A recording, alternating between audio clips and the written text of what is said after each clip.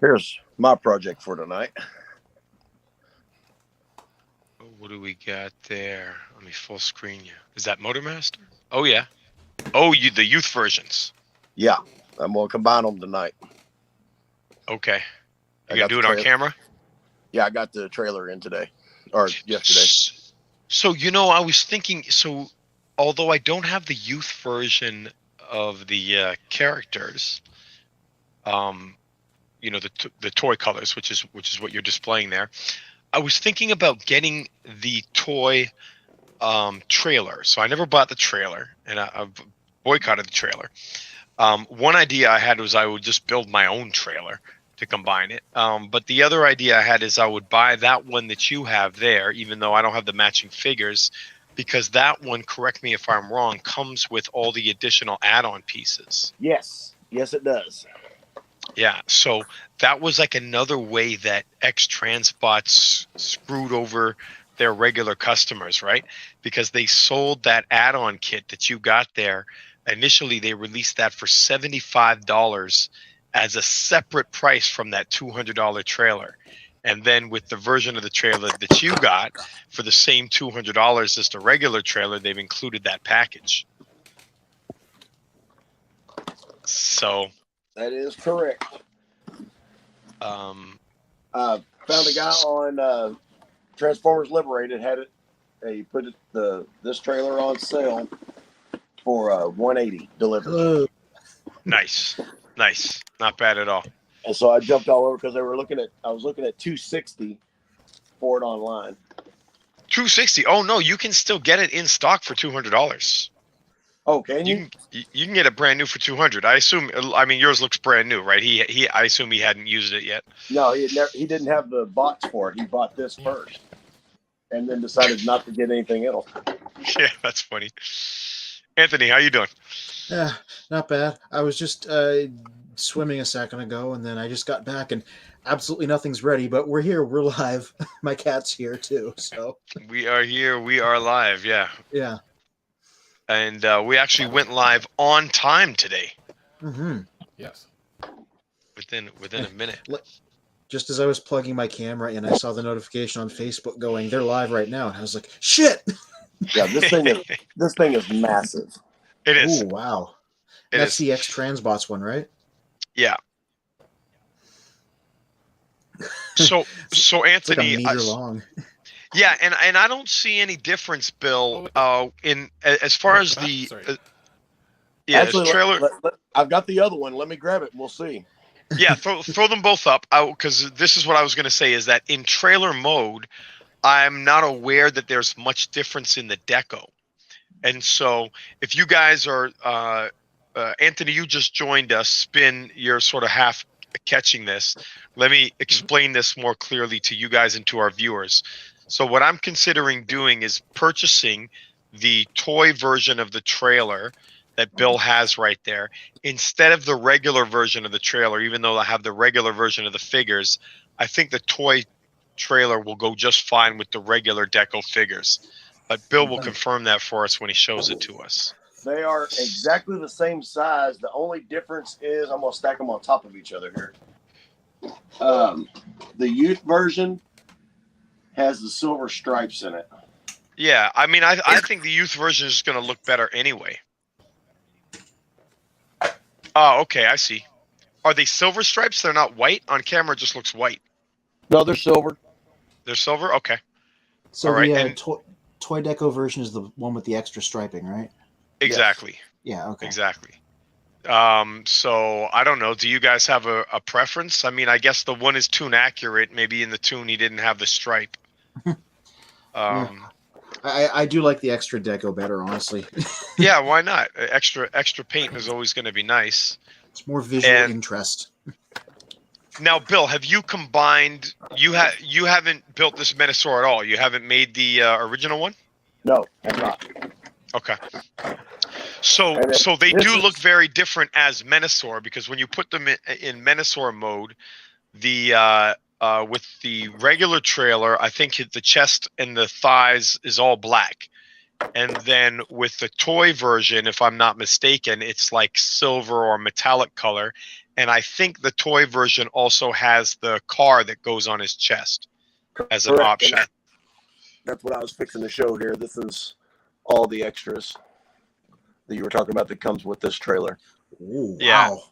Wow. So you guys see all those extra pieces. They were charging $75 separate for that, and now they've included it with the toy version. So all the more reason why I might just get the toy version. And so that's like, what are those? Because like what are those used for? Because I recognize the colors of the various limb characters in there, obviously. They Yeah, just so- make it a little more tune accurate. The wheels are bigger, of course. Like, oh, hang on, that was just almost catastrophic.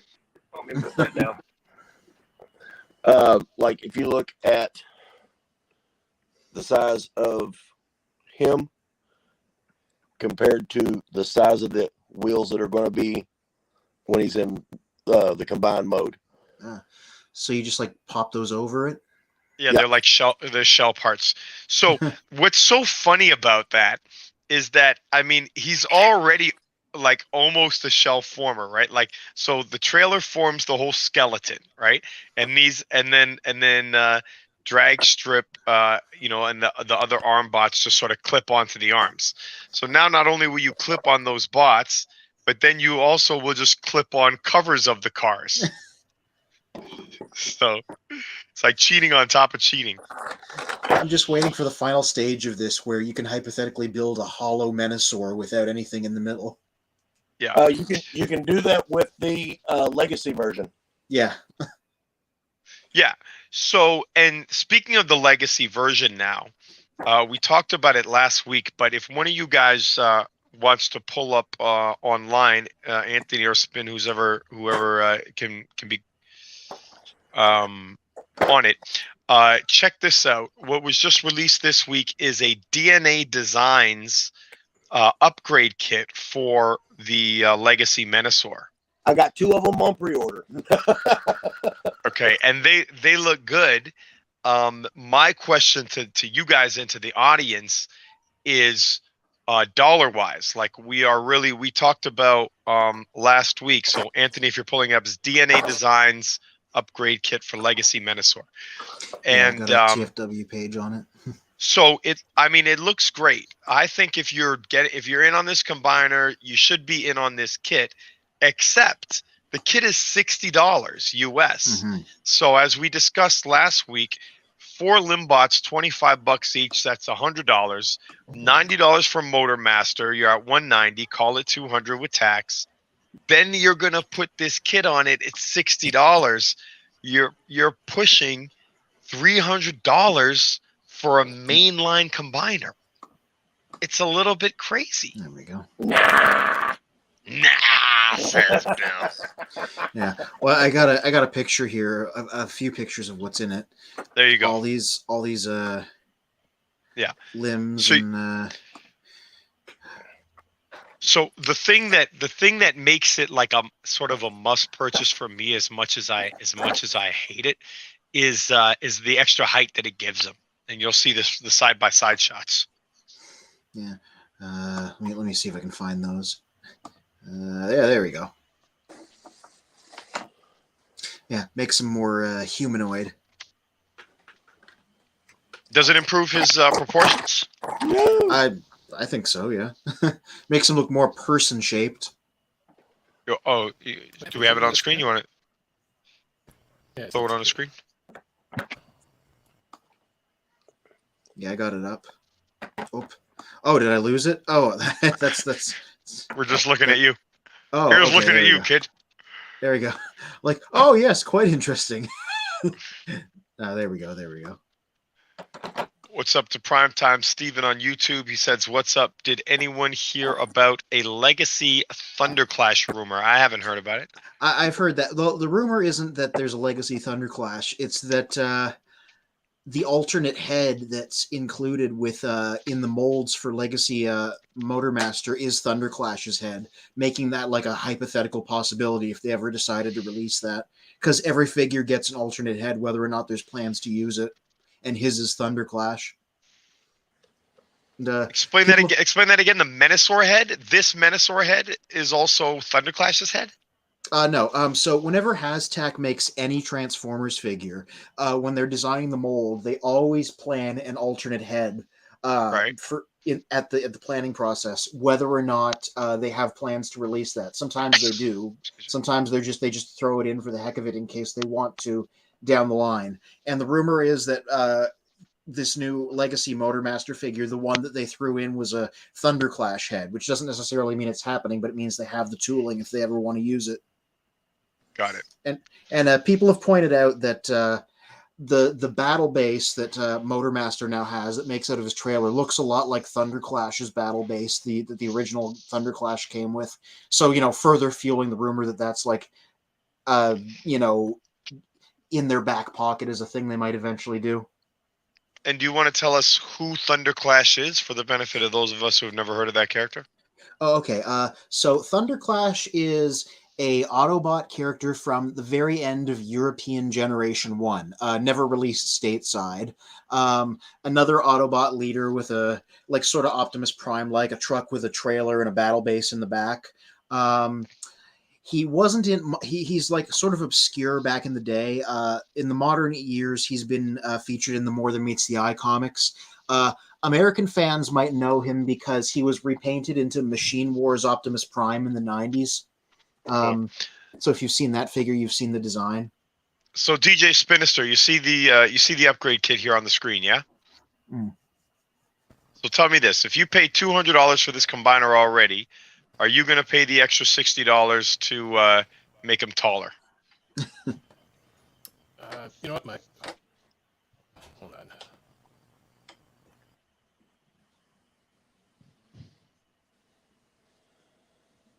So you can see he's got the articulated hands. Mm-hmm. He's got the bigger feet. He's got the articulated hands. He's got the thighs that make him taller. He's got the feet extensions. Anthony, you're saying it makes him look more human.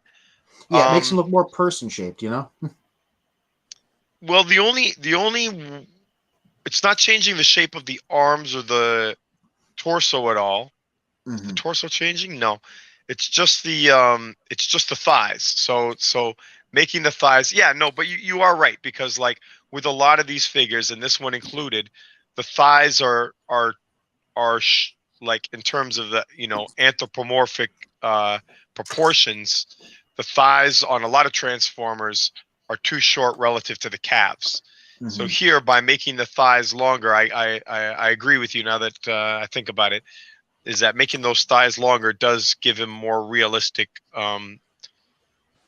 humanoid proportions. Mm-hmm. And in addition, you get the height and you get the articulated hands. Yeah. Just gonna quickly pull up a picture of now, Anthony, you're in on this set, right? No, I don't usually do commanders, and I've said this before. No real dislike, but like Menasor is like the combiner that I'm least interested in. If they did like Bruticus, I might be in on it, but not this guy. Okay. Do you expect? I think they're gonna do all the guys again. I expect them to do Bruticus. Yeah, I fully expect it to. Now that they've introduced this system, I don't see why they wouldn't.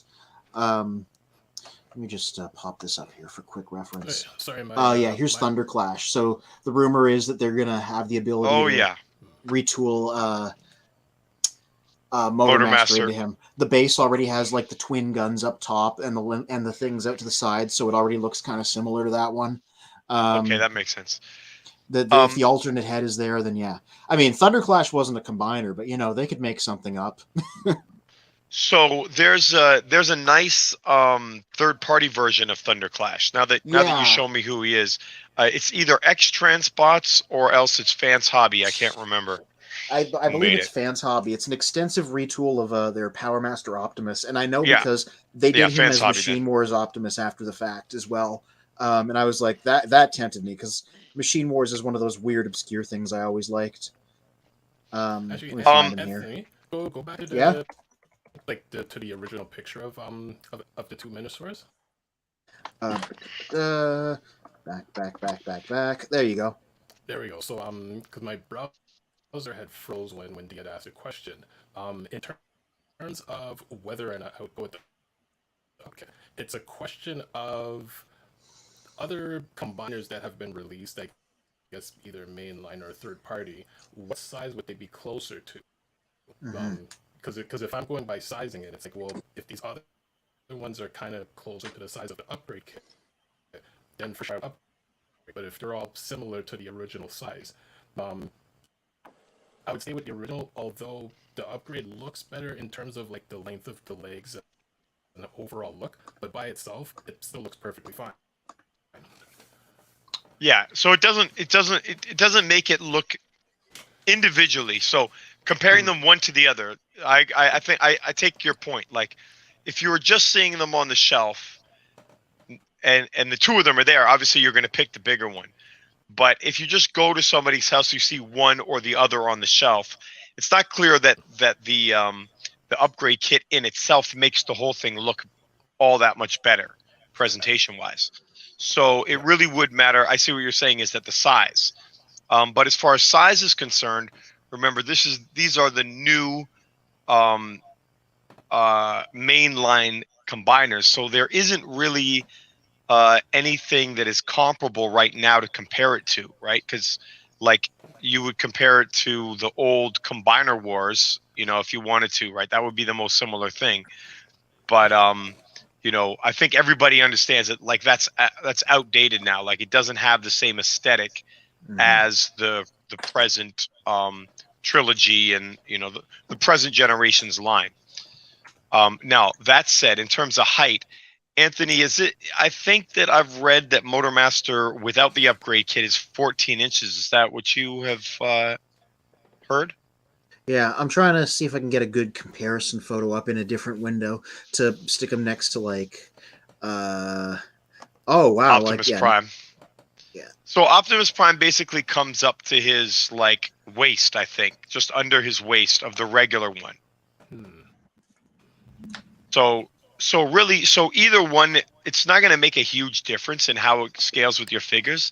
It just matters of like, do you want your combiners to be a little bit taller, right? It might make a difference. For instance, like this Motormaster might be about, I mean, this Menasor might be about the same height as Skyfire, as right. So if you get the upgrade kit, then it'll be taller than Skyfire.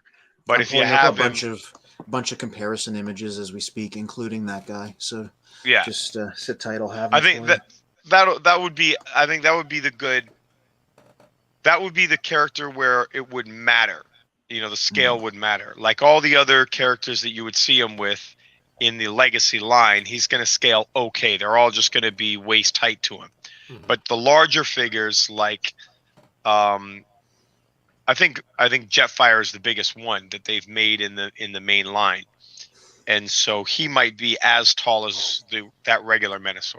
Yeah, so I have the comparison image here. It's using the shattered glass Jetfire, but it works regardless as a comparison. Yeah, so there you go.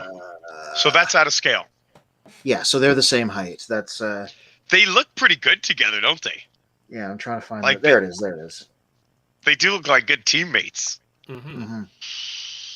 But yeah, so to your point, Spin, if you needed him to be taller than Jetfire, then you would need that kit.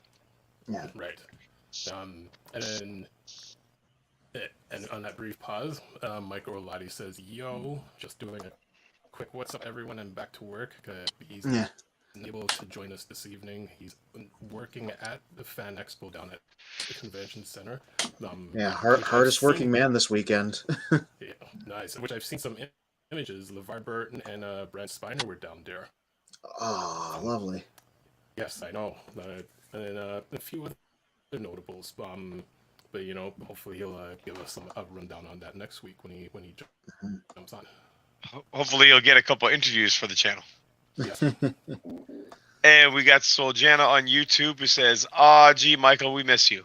And she speaks for all of us.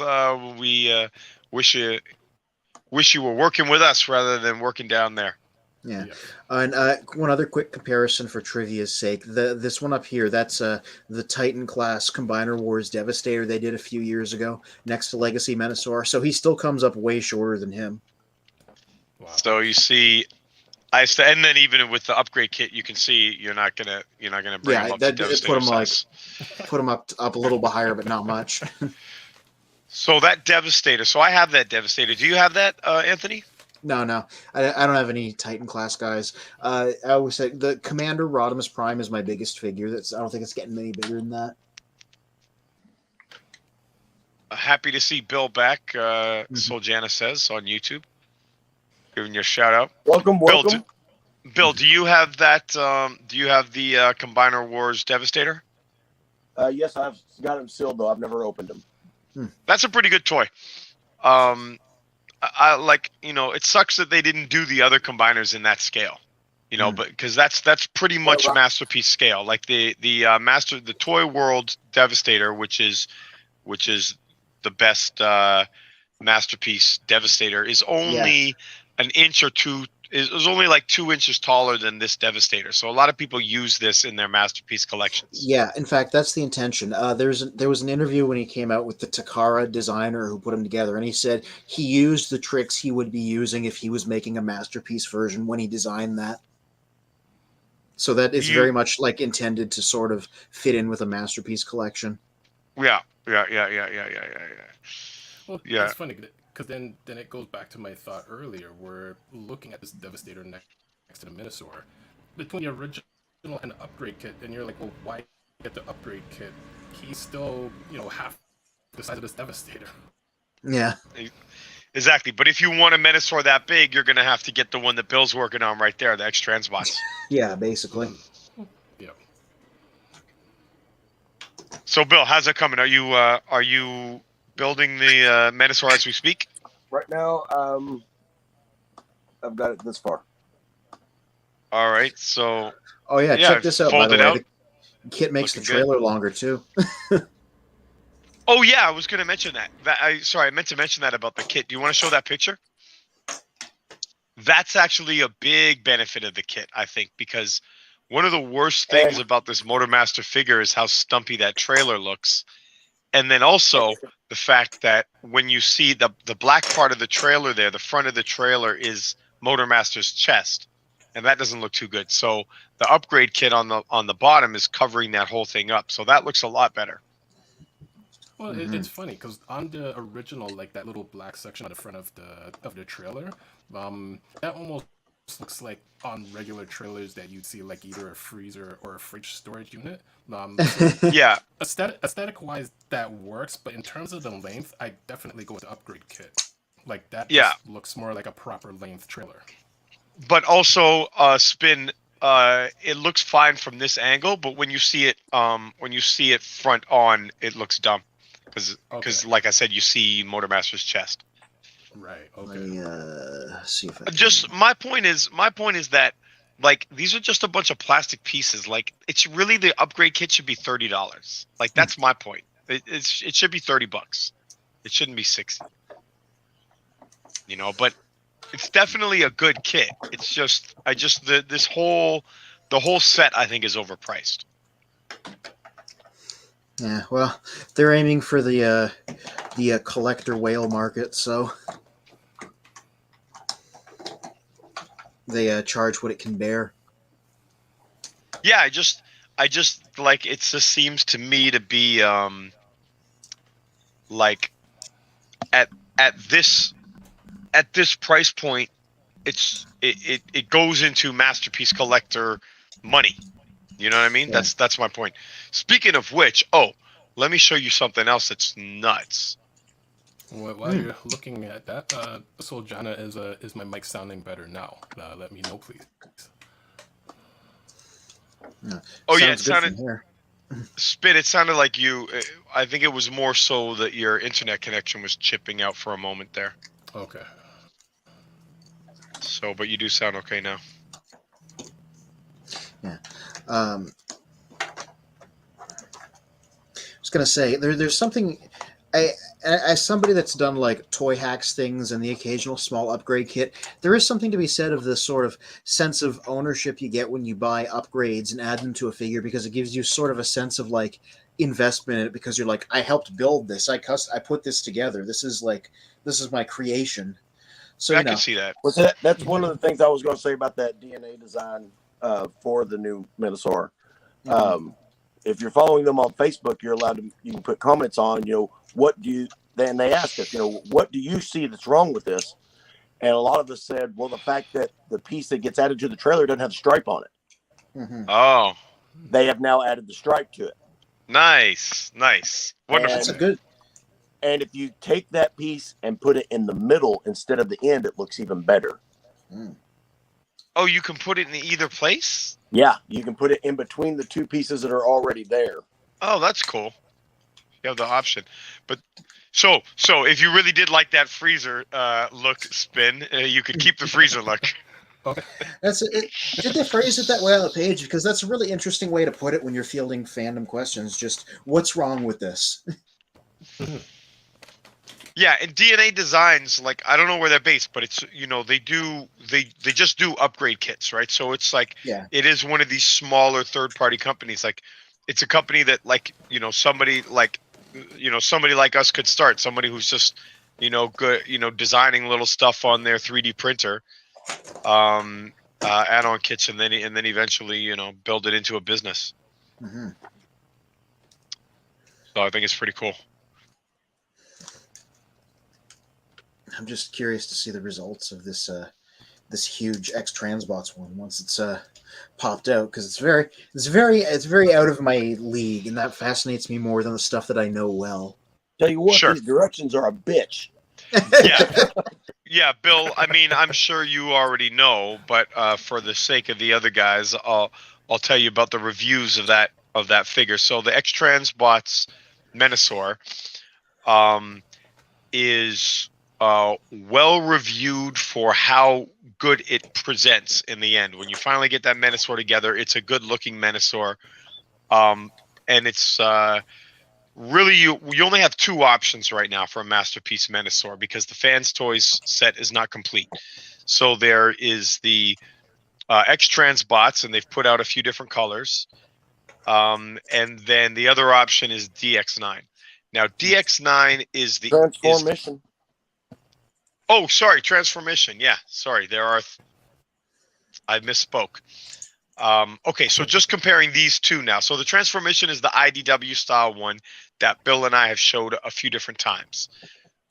So comparing the DX9, which, Bill, you do not have DX9, right? Correct. That's the one I don't have.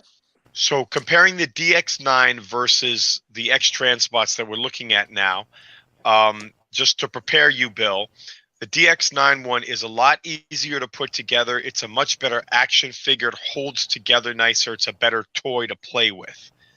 However, this one, which is the better looking one, the drawback is that it's a pain in the butt to transform, and it's very fiddly. So the pieces are like falling off when you put it together. It's hard to stick it all together. And it's fiddly, but when you finally get it together, it's an impressive Menosaur. That's what I've heard. So, Philly. I'm curious what the instructions are like, because I have messed around with enough third parties to. Oh yeah, because I had the X Transbots Beachcomber, and I'm like, they tried really hard. I appreciate the fact that they have. This is what it starts out as. This is what it's supposed to be afterwards. But I remember thinking it was really unclear. But like, I have to turn it to the base, and then the directions are from the base to the robot. Oof. I can't go from the trailer to the robot. Wow. A lot of people just skip the base altogether. Yeah, but the directions start from the base. Well, I personally, I never follow the directions anyway. But I think it's cool for you to do it. I mean, it makes sense for it to do it one time, right? Because you're not going to display it in the base or keep it in the base. May as well check out the base mode one time. Take a picture. Right. I always found it funny how every third party, and then you add Hashtag on top of that, they all have different ideas about how the instructions should look and go. They're like, do we do start at the start of the step and then the end of the step? Do we depict it after it's done or before it's done? Like, are the instructions pictures? Are they 3D CAD files? Are they 2D illustrations?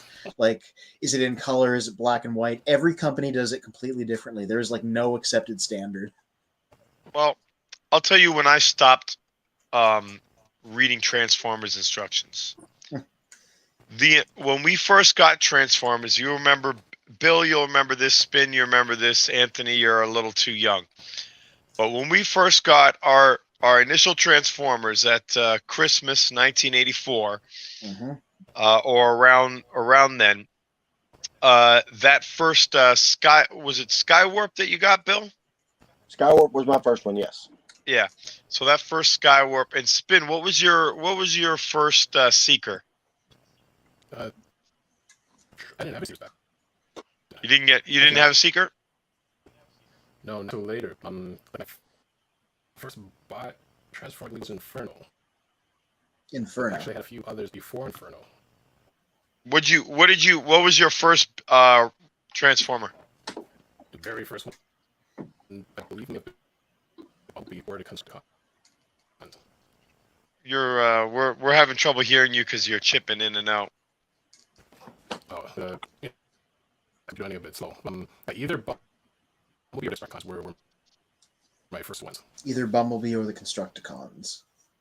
Okay. Well, anyway, Bill, you remember that first Thundercracker you got, Skywarp you got, just like my first Thundercracker. The instructions were full color photographs. So you folded it out.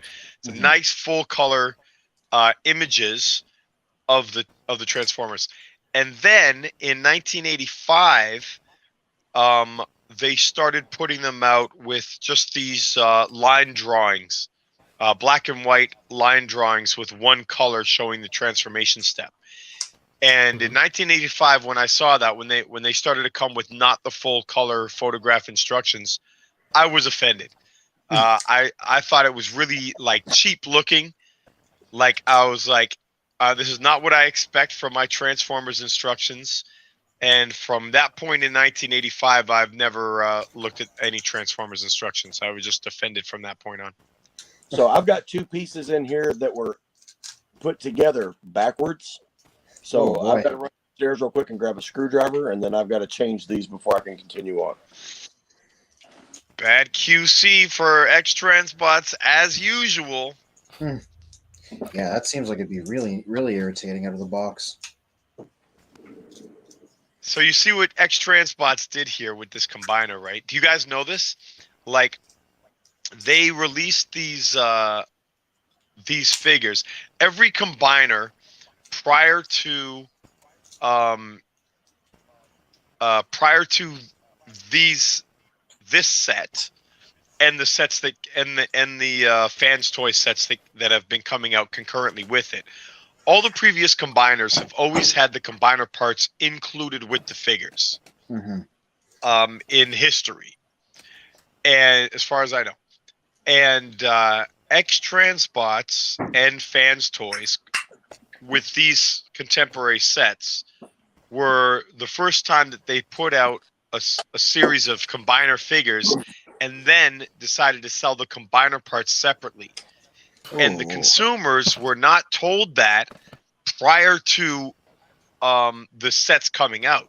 So we started buying all these figures thinking that the combiner parts would be included, and then they just, sort of gave a big fuck you to everybody by revealing that they were, after you buy all 5 members of the team, then you got to buy the trailer separately for an additional $200. Right. So it totally made the entire combiner, which is about $600 without the trailer, all of a sudden added $200 to that people were not budgeting for. Oh God. That. And then tried to sell another add-on kit for $75 on top of that. Ugh. That's a little bit questionable. Yeah, it was dirty, but it's why I got them. because people were, whenever they released the gravestone didn't come with the trailer, people started selling them for dirt cheap like crazy on Transformers. Yeah. I don't think that I gave over $50 for any one of the bots, and then I bought gravestone and I bought the trailer online. But So I got the other 4 members of the team for under 200. Pretty nice. And those toy decos are really nice looking. Like had I bought the initial set, when they first came out. But had they shown that they were doing the toy version initially, I might have held out and got the toy versions. And Bill, you've got both the regular versions and the toy versions, but you're not into the G2s. You're not collecting the G2s, are you? No. The G2 Motormaster looks really nice. That purple really pops. Yeah, I admit I'm a fan of that deco myself. All right, now I got those changed around and locked in. Now let's go on to this next step. Dude, this thing is crazy. Okay, it should all be flat right now, and it is not. So let me see what I'm fucked up there. Oh boy. I anticipate it's going to take you, the better part of the stream to get that Menasor all put together. Mm-hmm. I'll be impressed if you can get it all done within an hour. I was told take that as a challenge. Expect 2 hours, 2.5 hours to do it. Yeah. I mean, we got a 2-hour stream. If you can get it in during the stream, that'd be impressive. That'd be impressive, especially with us distracting you. That's the kind of commitment I don't think I'm ever going to be able to get behind. But it's fine if that's what you're into. But I haven't even shown the table here. I had Galvatron and Scourge out, and they were both in vehicle modes at the start of the stream, and I've just been transforming them as I go to do something with my hands. So I got 2 of them completed.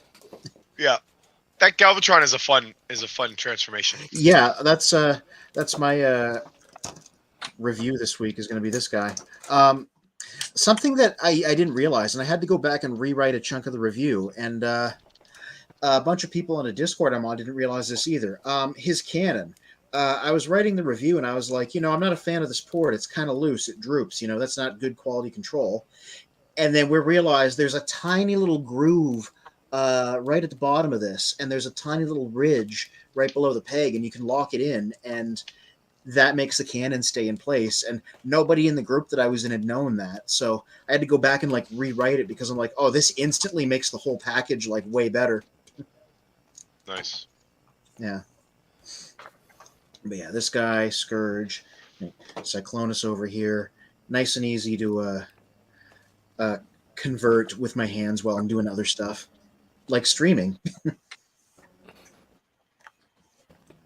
Well, I'm gonna distract Bill. It's gonna take a little bit more than 2 hours.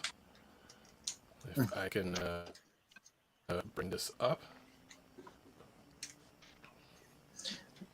Whoa, nice. Right, what is that? Oh, that's my Harley. Distraction for Bill. Oh, yeah. Lovely. So if you can blow it up, it's got a big Autobot symbol right on the front glass. This is Hoggemus Prime. Ooh. Repaint a motorcycle transformer into that, please. If you'll notice, he is in Hot Rod's colors already. Yeah. Thus the name Hoggemus Prime. Nice. Yeah, gosh, that's just a tasteful amount of flames too. Mm-hmm. Makes me think of the new Flame War that they're doing, the Shattered Glass version. Let me see if I can pop that up, see how it compares, because that's a bike with flames on it.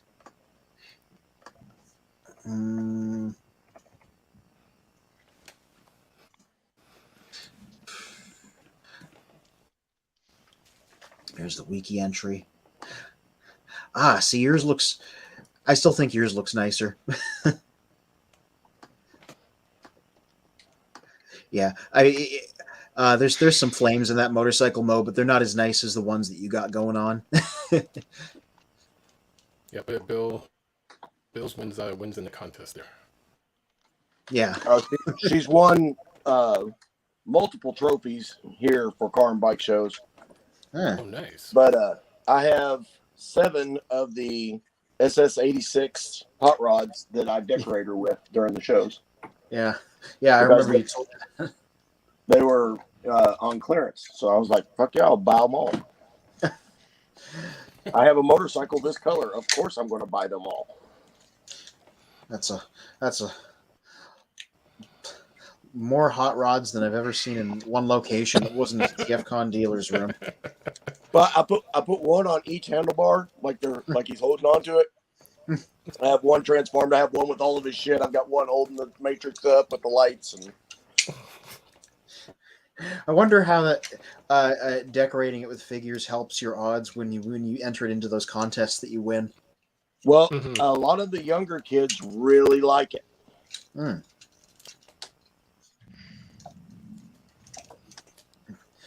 Yeah, I mean, I'll bet that certainly counts for a little bit in the eyes of the judges.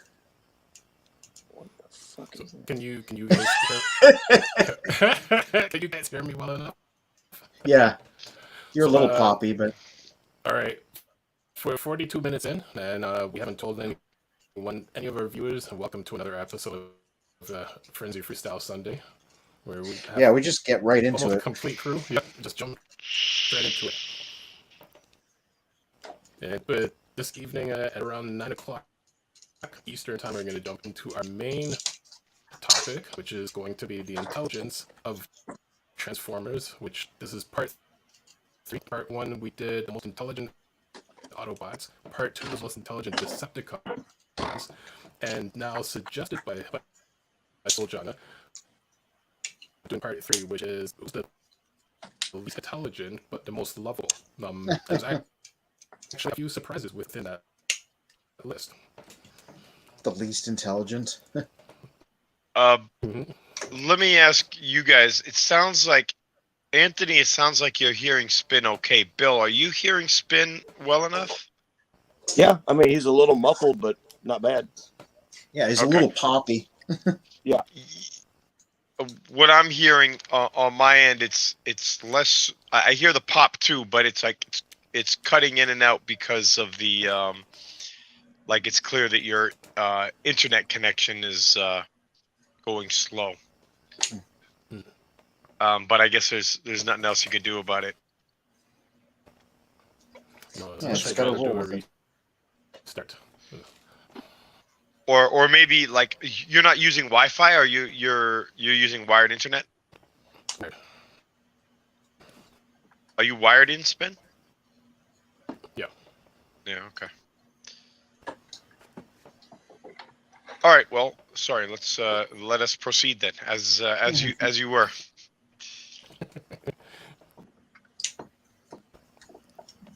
Yeah. Interesting little thing that happened with my Kingdom Cyclonus was that he actually broke, but the breakage made him a little bit more convenient because his arms can now pop off of his body. So I can transform him separately and keep all the parts out of the way, and then just reattach him at the end and lock everything back together. Yeah, there we go. That's an interesting break. Yeah. Oh, it's what is that? A new age Skyfire. Is it New Age? I remember there was a new one. This is New Age Skyfire, just revealed this week. Yeah. So what I want to draw your attention to is like how amazingly this Jetfire looks like the Fans Toys Phoenix. Mm-hmm. So let me show you guys the Fans Toys masterpiece Jetfire.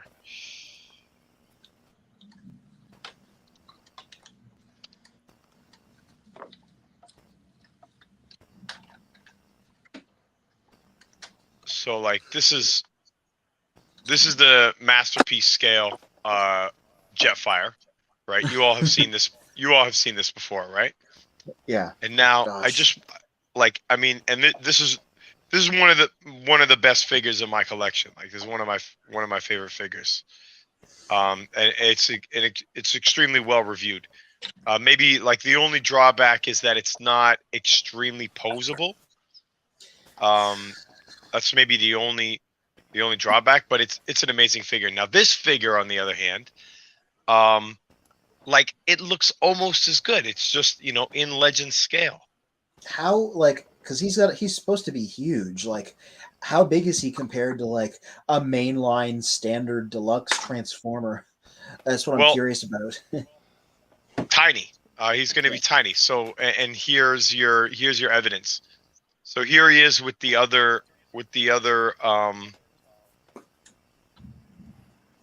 New Age figures, right? With a handful of New Age figures. Here he is with New Age Devastator. And I think that's about 10 inches tall. Mm-hmm. Here's Grimlock. Grimlock is going to be under 4 inches, right? These guys are all, 3+ inches. Like that Optimus Prime is about 3+ inches. Mm. So maybe he's like 5 or 6 inches tall. Now, here's my point. Take a guess how much this guy cost. Okay, so third parties are pricey, but also he's really small. I don't know, like $50 American shot in the dark. So what I heard, now right now this is just saying pre-order $1. They're not telling you the price. Yeah. But I heard I'm that going this with figure $250. for $250. Or $2.50. Yeah. I heard that this figure, okay, is gonna be $160 Oh, good lord. for a God. legend scale figure. So now the Takara masterpiece that Bill has on order, and I'm gonna get, is $270. God. And Like, and this thing, which like will basically fit in its cockpit, is $160. why would anybody that's I mean, value is a different thing for each person, but from where I'm sitting, I'm like, that's too much money for something like that. That doesn't feel right. I mean, that's what I'm saying. So Yeah. if you take a look now, New Age David, that was their Optimus Prime, $120. Like, Look at that. that's not great. Yeah. Like, I Like mean, that's now, not. Wow. now it's a beautiful figure. That's 120. This is 120, and look how tiny it is. Yeah. Yeah. Now it's a nice figure. Like look at that. Like, I mean, it is. There's no such thing as a better Optimus Prime. There's Optimus Prime as good, but that is perfection. Yeah, at a small scale. Yeah. At a small scale, right? For what it is, like I don't know that it could be better, but for that price, it's just like that's the same price as a masterpiece. Yeah, and I'm familiar with that because Gavin Spence of Transformers Reviews Done Quick has done a few reviews of these of like some of the different repaints of this guy and like the Ultra Magnus version and stuff. So I've seen the breakdown of what's there and what's good about them, and like I agree they look nice, but I didn't know the price tag until right now, and I'm like, yeah, Jesus. Yeah, it's just astronomical, and like I got into collecting these because they were cheap. Like I started my Legends collection because they were like inexpensive things to buy in between, waiting for masterpiece figures to come out. Yeah. But as Legends became more and more of a thing, they have become more premium. Like it's not like they didn't get better with the price increase, but it's just become so crazy. Yeah, like the few core class mainline Transformers I have, like they're cheap. That's half the appeal. Right. Right, exactly. Exactly. Here's the Magnus you were talking about. This is in the Delta Magnus colors. Yeah, yeah. Gavin Spence did a review of that one specifically, I think. Yeah, and I mean, you cannot argue that the figure is nice looking. Like, look at that. Mhm. Look at that truck. Like, that looks great. Oh yeah, yeah. Really great looking in like all modes. Just gorgeous. But again, really, really expensive. Totally. Way more than I was thinking about. And I mean, like, how much does that Hashtag version of that do? The one that's being marketed as Shattered Glass Ultra Magnus, but has the alternate head, so we can just be like regular Delta Magnus. It's a bit costly because it's like a Hasbro Pulse thing that comes with a comic. I think it might be clearing $100. Crazy. I don't know who's buying that. Yeah, Because well, that's Canadian though. wasn't That's even Canadian. that wasn't even a well-reviewed figure either. Mm. Like Yeah. that, like that Ultra Magnus. A lot of people found it, stubby, thick, and not too posable. Yeah, I didn't go in on that version because I had the Siege one already, and I thought that the fact that it was obviously retooled to be like smoother and more cartoony made it like not look as cohesive. Plus, the alternate mode was a mess. But a lot of people wonder, like, the Studio Series 86 has gotten into doing really cartoon accurate versions of a bunch of these movie guys now, like Ironhide and RC. Maybe they'll just do a brand new fresh Magnus in that line if they keep going. Oh, here's something else. I'll show you one other really cool new age thing. Hmm? Oh. Yeah, just before we get into the main topic, Spin, you have everything. Have you gone through the tech specs as before For everything. for our? Can you hear me, Spin?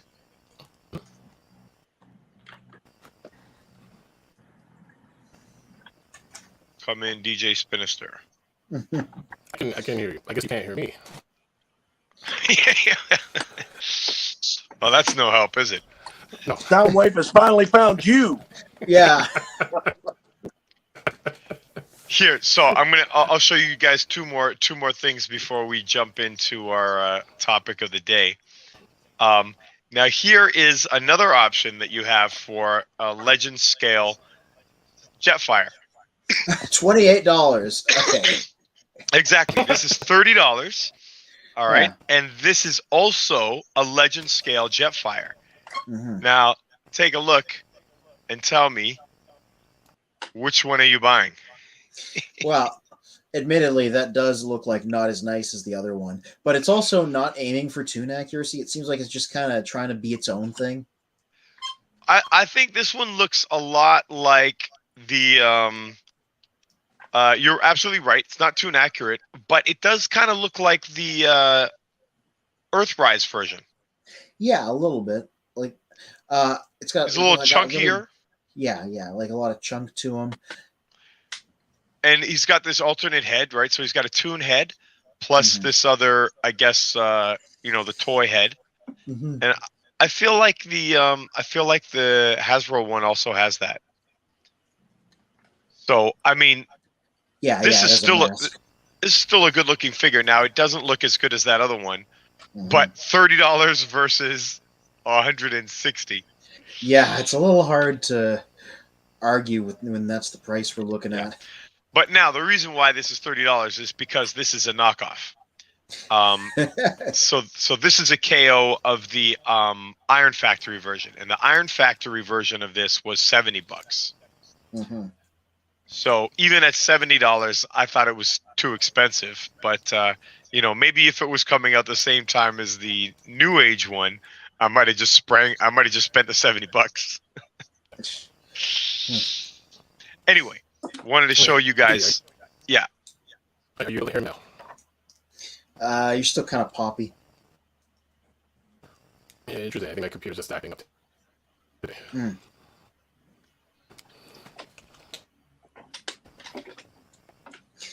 Oh yeah, it's the Alita 1 retool of RC. Yeah. Just wanted to show you guys this. Like, again, these guys are making some incredible figures. Mhm. Like, look at this Alita 1. Like, doesn't that look like a masterpiece? Yeah, and that's at legend scale, right? Yeah, exactly. Like the degree of articulation you have there is just phenomenal.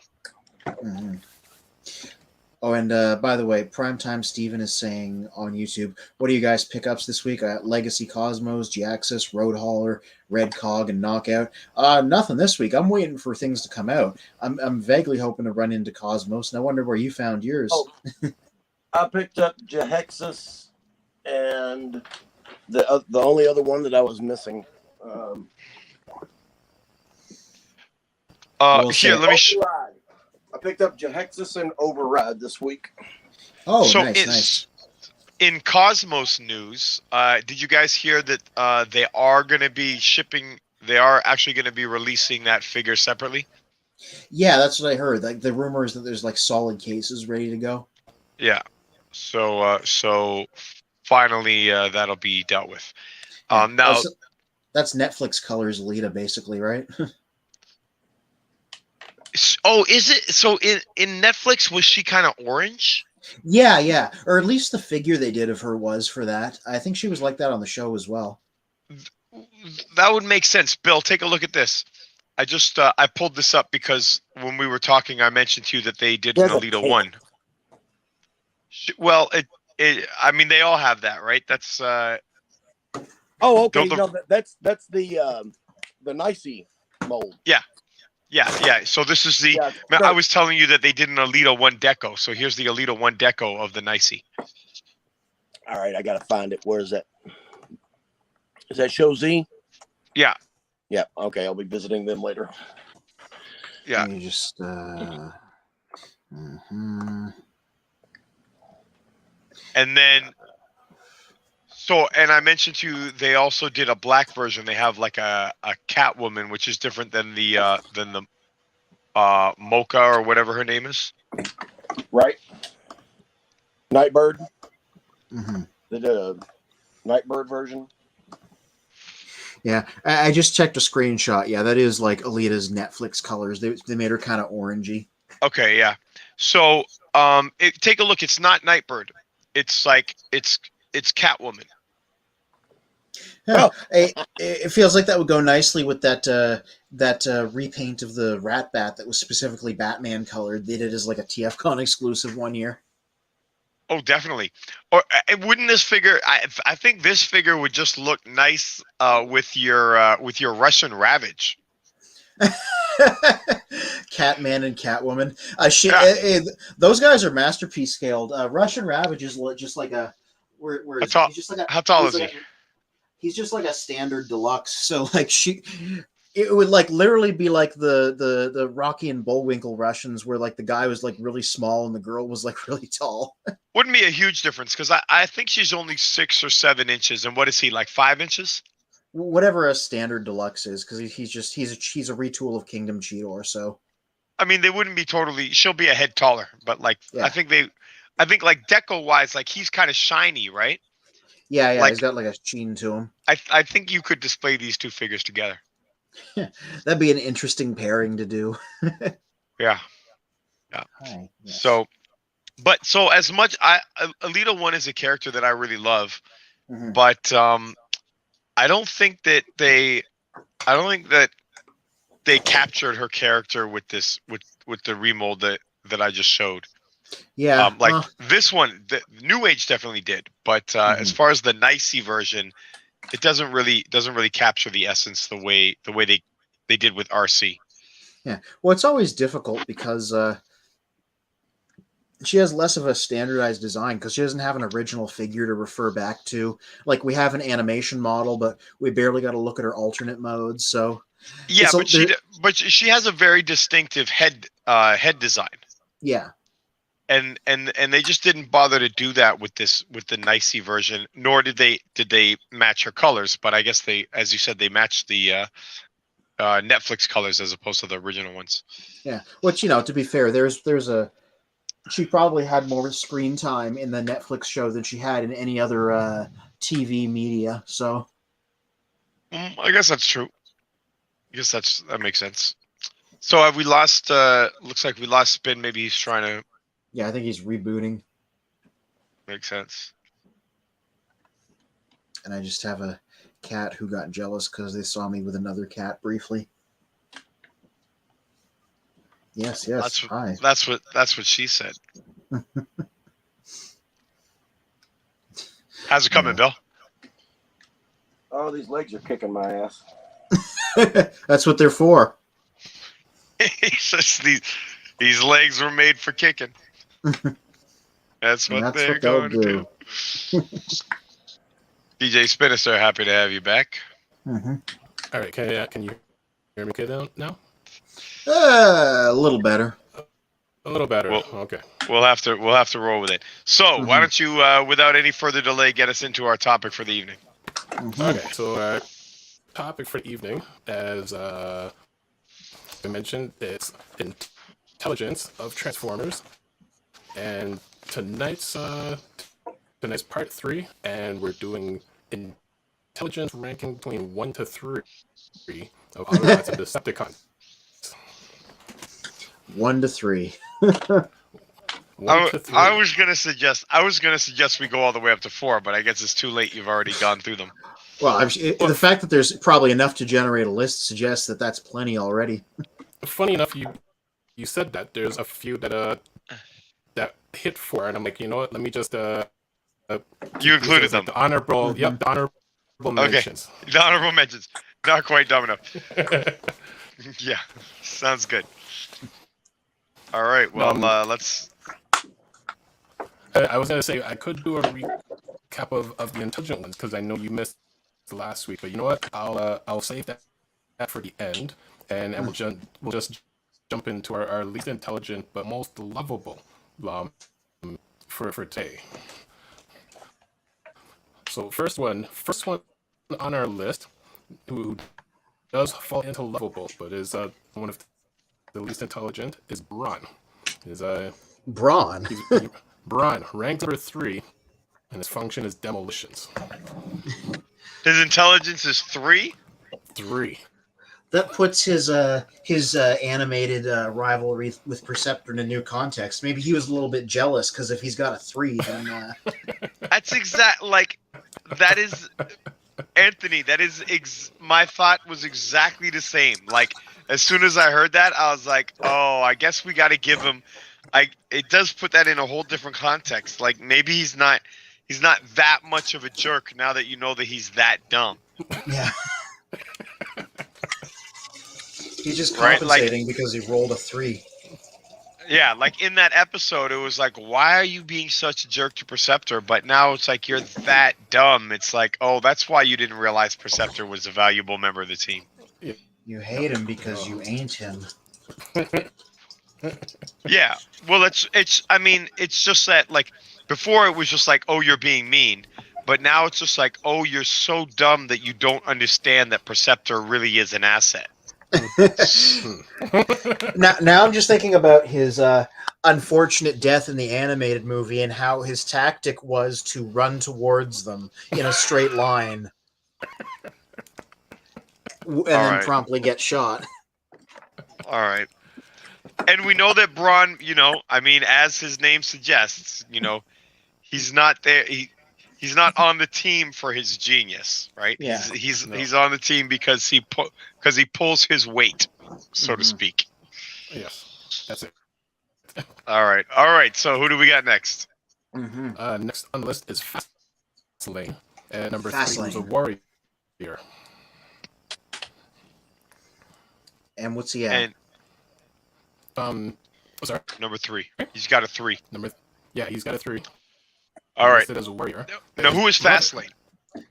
Fastlane is one of the twins from the later series.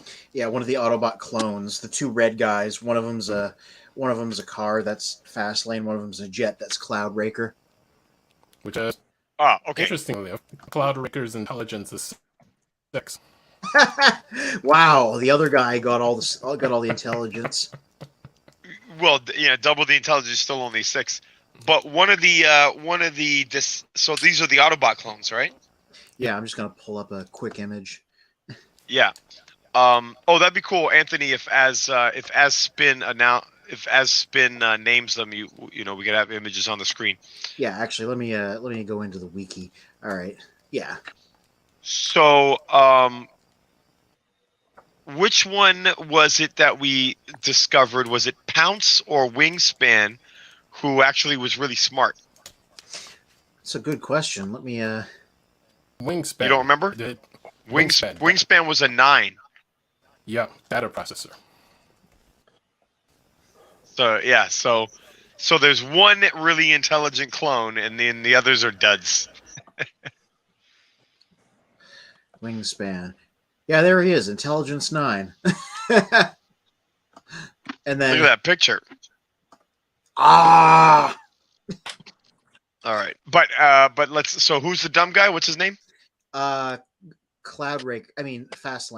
Fastlane. All right. So let's go to his tech spec and see what it says about him.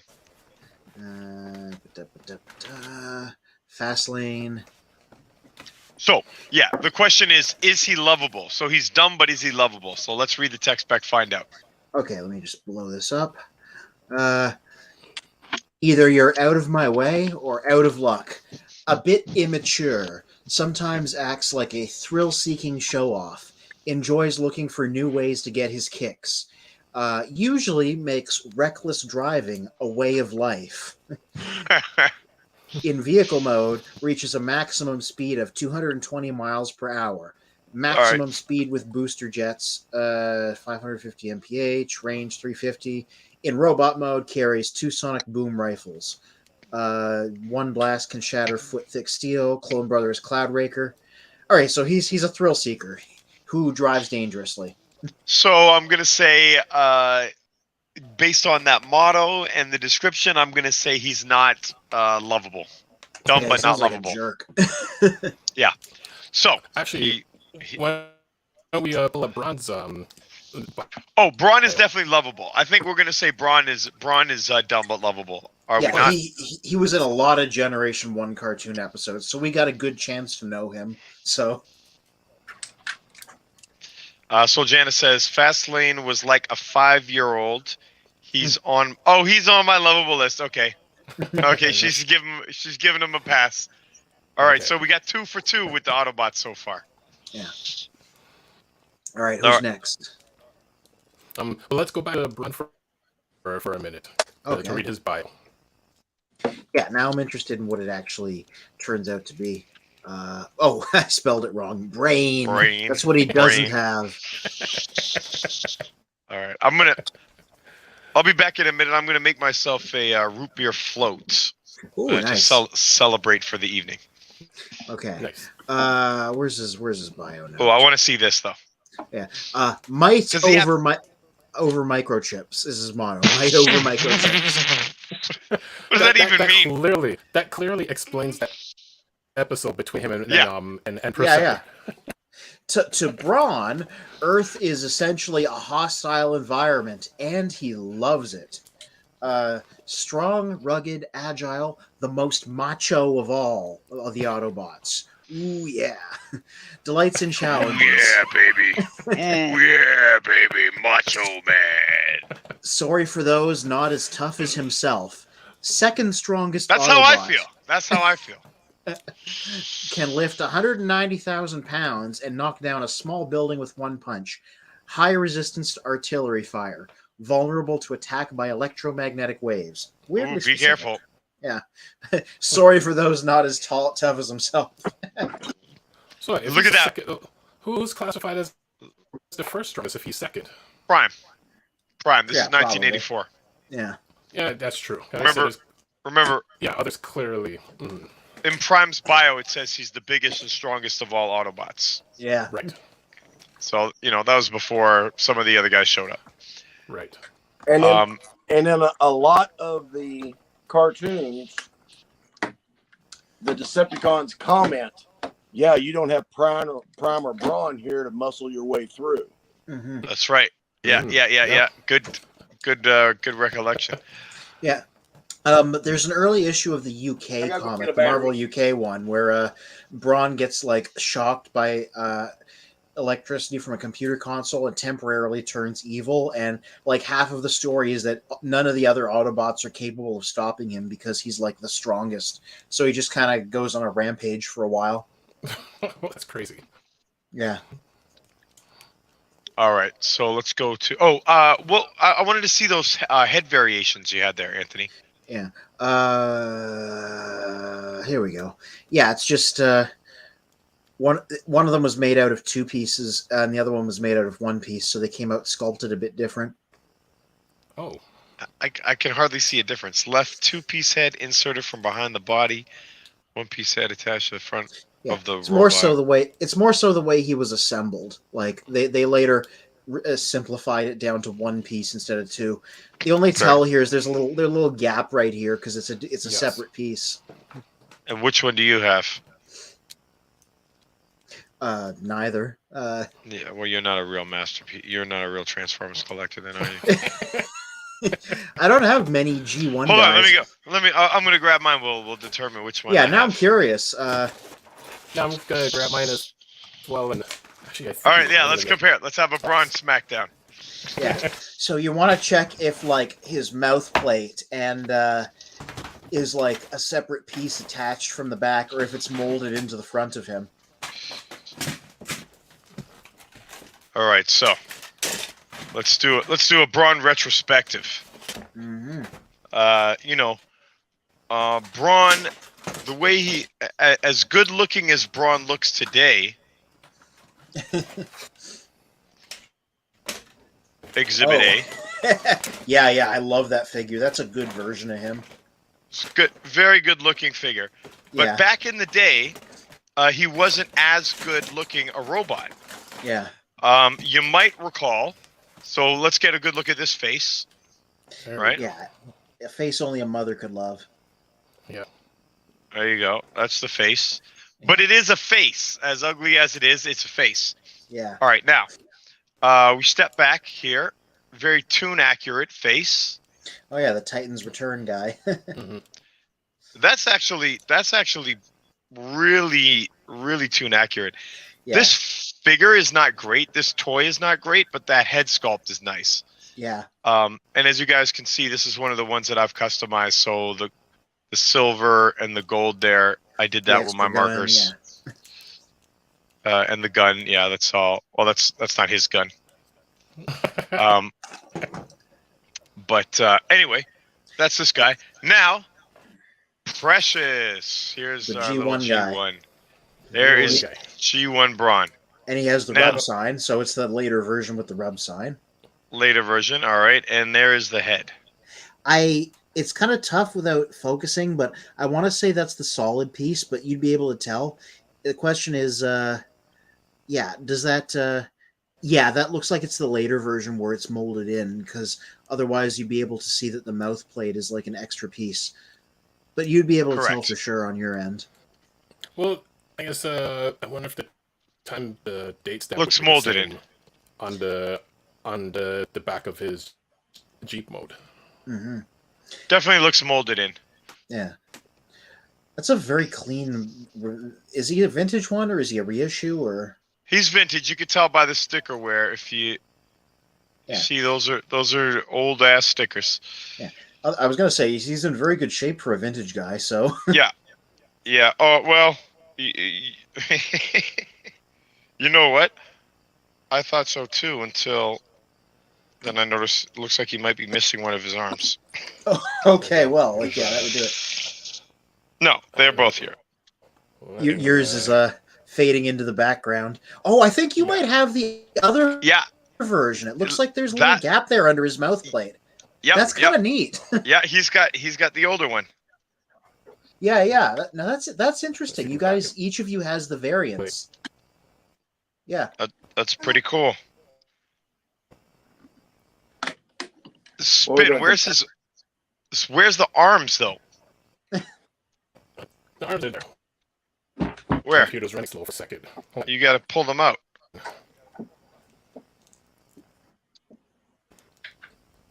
Braun was one of these crappy toys. I can't even get his arms out. Oh, my green screen. Back. Let me try to turn it back off again. We're having a Braun transforming contest here. I don't know. All I got's the Bumblebee one that you showed earlier, and that'd take me a while. But I do have him in drill tank mode. Oh, nice. The arms are actually, chrome. I think the arms are in a box somewhere, so they're not on at the moment. Yeah, you're missing. Okay, you're missing your arms. But yeah, you could see the gap on the bottom of his mouthpiece. Yeah, yours is definitely different. Does yours have a rub sign spin? Like, is yours pre-rub or post-rub? Yeah, pre. Yeah. Oh, so also, you have the earliest version of him. Yeah. Yeah, mine's newer. Also, the color looks different. I wonder if it's just like yours looks a lot more yellow, and mine looks more orange. Oh, hey, there's Bill's. I think it's there's the Bill's. He's got the fists. Nice. Which face does he have? Is it the? He's got the rub. Mine's the rub. Bill's got the same one as me.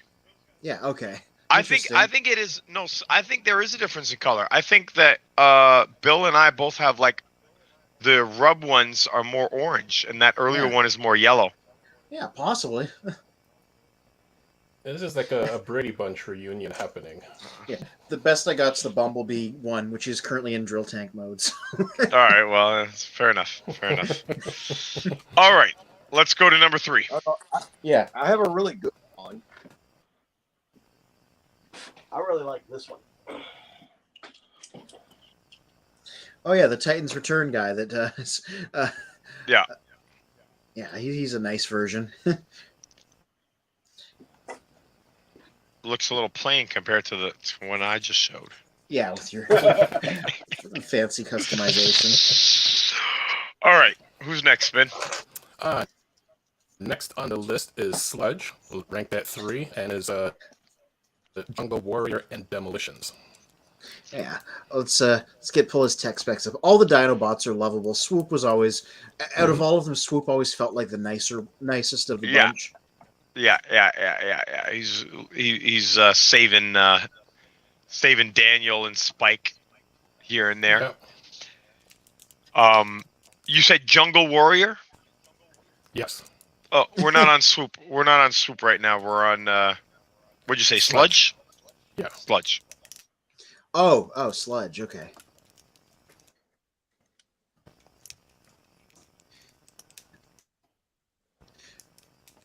Sludge in the Marvel UK comics, because yes, I read these recently. There was a story where he fell in love with a human journalist lady who was trying to track down the Dinobots, but it was very much like she's like, this dinosaur keeps following me. Yeah. This dinosaur fell in love with a girl, Yeah. All right. You know how these things go. Sludge, stomp your enemy, crush him under your feet. That's a very specific motto. Yeah. Likes to make his presence known. A footstep. Now you know he's famous for getting smushed under his enemy's foot. Yeah. In the film. Yeah. Likes to make his presence known. A footstep can be heard and felt in a 3-mile radius. Gentle and shy, but terrifying and unstoppable in battle. Gentle and shy. We now that's a characteristic we've never seen in the fiction. Like the other Dinobots, dislikes Optimus. Wow. Can exert 40,000 psi via feet, enough to shatter a bridge. Immense strength and endurance. Adept at fighting in water, swamp, and jungle. Slow, not too clever. Often the victim of the calamities he causes. All right, guys. Now, is he lovable or not? That sounds lovable to me.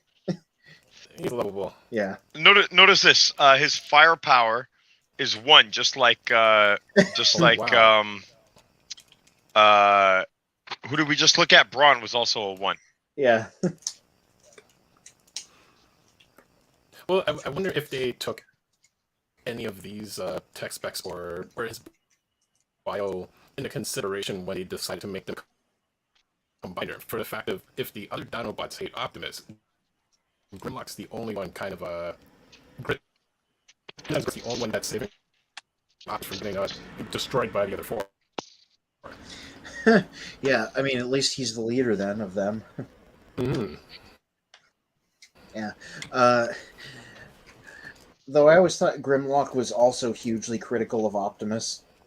Yeah, it's just he's that borderline.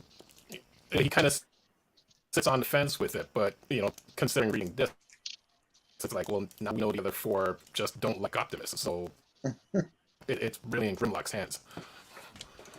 Yeah. So here's our G1 Sludge. Yeah. Good old nice. G1.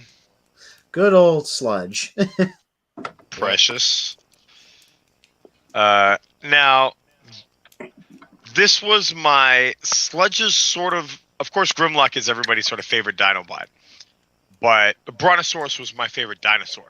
Yeah, same here.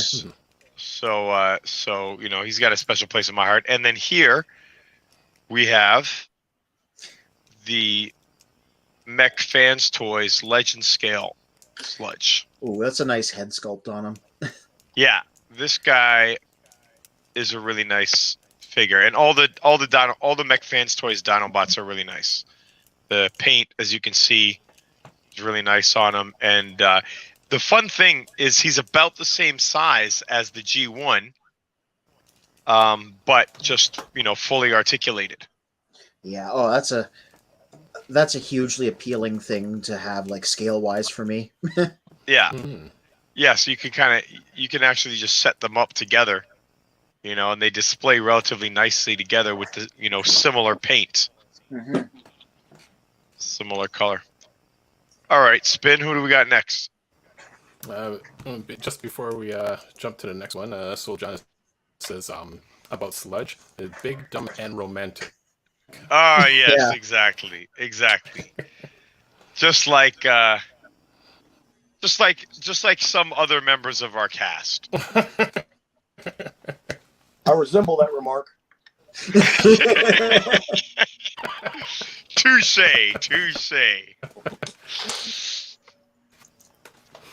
All right. Who's our next in this Hall of Infamy? Okay, so next in the Hall of Infamy, and he's the last one in the ranking of 3. Superion, Air Warrior. Really? Huh. Poor Superion. Poor Superion. Carry on. Dumbass. Super Ion. I've always called him that, Super Ion. So, okay, you know what? Let's do a little digression here, Spin. Okay. Why not pull up the other 3 of the original 85, 86 combiners and see, like, are they all equally stupid? No, because you're going to get Computron in there. Yeah, that's true. Yeah, no, but I said the original 4. Oh.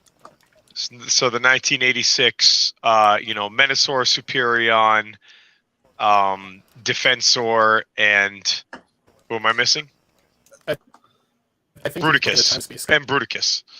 Whoa, okay, so Defensor has intelligence of 10. Does he? Yeah, I'm looking right at it right here. Okay. All right. He was just the first one because I went 86 alphabetically. Nice. Defensor is a 10. Wow, so he's as smart. So look, we didn't know this. He's as smart as Computron. Yeah. And Spin, you missed him on our list of like smart Transformers. Let's see. That's interesting if I did miss him. You did. And meanwhile, Menosaur is a 3. Wow, I did. Yeah. Yeah, I got to put him back on there. So yeah, along with Computron and Defensor can hang out and play cards. Bruticus didn't have an American tech specs. His is translated from Japanese, and his intelligence was 3. Yeah, because he didn't get a North American gift set for some Really? reason. Yeah, there Oh, was I a didn't know Japanese that. gift set. So like whenever they have his tech specs, it's just taken from the Takara one. I Well, didn't. let's not jump ahead yet because that was the last one was for the Autobots. So it's Uh-huh. like not trying to give it away. A lot of the combiners on the Decepticon sides are on the dumb list. Are dumb. Yeah. Yeah. What a shock. What a Yeah, but like shock. Superion being Intelligence 3, his motto is to live is to fight, to die is to stop. That's pretty dumb. That's pretty dumb. A fierce and frightful fighting machine. Suppresses the thought of 5 aerial bots that comprise him. Directs his thinking to one purpose: destruction of Decepticons. Cold and aloof. Flies 800 miles per hour, range 5,800 miles. Can demolish a battleship with one blow. Uses electrostatic discharger rifle. Difficult for him to adapt to new situations or be innovative due to limited mental functions. You know, like that logo would make a lot more sense if it said like to live is to fight, to stop is to die. If it said to stop is to die, that would make sense. But it says to die is to stop. It's Well, like, he's got well, intelligence of 3, so of course his Yeah. model's a bit messy. yeah, that's He precisely. can't figure it out. I'm Well, gonna say he's not lovable because he's specifically described as cold and aloof right there in the bio. I don't know. I don't know. Soljana seems to want everybody to be redeemed today. And then considering when they introduced Superion the first time in the cartoon, he did sound just like one of the really big dumb characters. Talk is cheap. Oh, His Yeah. first words. basically, he and Swoop have the same sort of brain. Yeah. Yeah. So All right. So before we go to the Decepticons, the honorable mentions of Autobots that hit 4 in intelligence ranking was wide low. Well, are there no 2s and Mhm. 1s? No. Really? So 3 is the lowest. Yeah, come on, they're Autobots. Like they're not. They're designed to be smart robots. They're not supposed to be stupid. Yeah, they didn't allow for 1s and 2s. Huh. Oh, but yeah. So in the ranking of 4s, Wide Load, Twin Twist, Cliff Jumper, Ram Horn, and Slug or Slag. Okay. Now it's interesting that none of the other Dinobots are as dumb Yeah. as Sludge. Then. Yeah, well, also none of the other Dinobots are as dumb as Brawn. Yeah. Dumb as Brawn is less intelligent. Yeah, like that list of Autobots that we just got. Like to put in perspective, like remember, they're not just dumb; they're dumber than the Dinobots. Oh Okay. boy. So yeah, all right. Even to add insult to that tree, Sohana said, "Nope, that guy is too stupid even for me." Oh dear. Oh dear. God. Poor Kicking him while he's Superion. down. Yeah. Look, Poor and Superion. we're Superion fans here, aren't we? Yeah, we thought he was one of the lovable ones. Well, it goes to show you, just because he's got those good looks, those all American looks, Well, personally, I was always more for Doesn't, defense. Sorry. Yeah. Yeah, looks that way. All right, so now we hit Team the Defensor. Decepticons. So to answer your question, and first on the list is Abominus at number 1. Okay. And considering this was written back in 84, or possibly 83, he's listed as a Salt War. He's what? Actually, I don't recall the pronunciation of it. Gestalt? Gestalt. Yeah. Gestalt. Yeah, Gestalt Warrior. Which, I mean, they stopped using that term. Okay, so yeah, Abominus never had an English language tech specs. Below is his translated Japanese tech specs. So same situation as Bruticus. So he doesn't even have a quote. Intelligence 1, boy, okay. Abominus transforms into the 5 Terracons. Has overwhelming destructive power. likes attacking large or moving objects, climbing tall buildings, and sinking ships. He likes. It Specifically, sounds like Trypticon. It sounds like the way they did Trypticon, right? it sounds But like look, a dating profile. no, Ladies, he likes moving it objects, says climbing he tall like buildings, sinking he ships. likes attacking large or moving objects. It doesn't Yeah. have to be moving. It's just one or the other. Like, yo, it's Ha- large. Let me attack it. Has It's no. not alive. It says here has no heart/soul and is nothing more than a killing machine. Abominus All right. carries a sonic concussion blaster. Very lovable. You love him. Unburdened with a heart or a soul. He likes to climb tall buildings Yeah. and sink ships. I mean, this guy's a character after my own heart. I like He to knows climb what tall he's buildings. about. All right, next. Well, at what point when he's climbing a large building does he just attack the building since it's a large object? Because it's large. Exactly. He must. You know what his favorite thing is? Tall buildings that sway in the breeze. At some point, he must attack himself. Well. I mean, it's his three favorite things all in one. It's a tall building, so he can climb it. Yeah. It's large, so he can attack it, and it's swaying in the breeze, so it's a moving object. So he really loves to attack it. Oh dear. All right, next. Next, Battle Trap, who's one of the dual cons.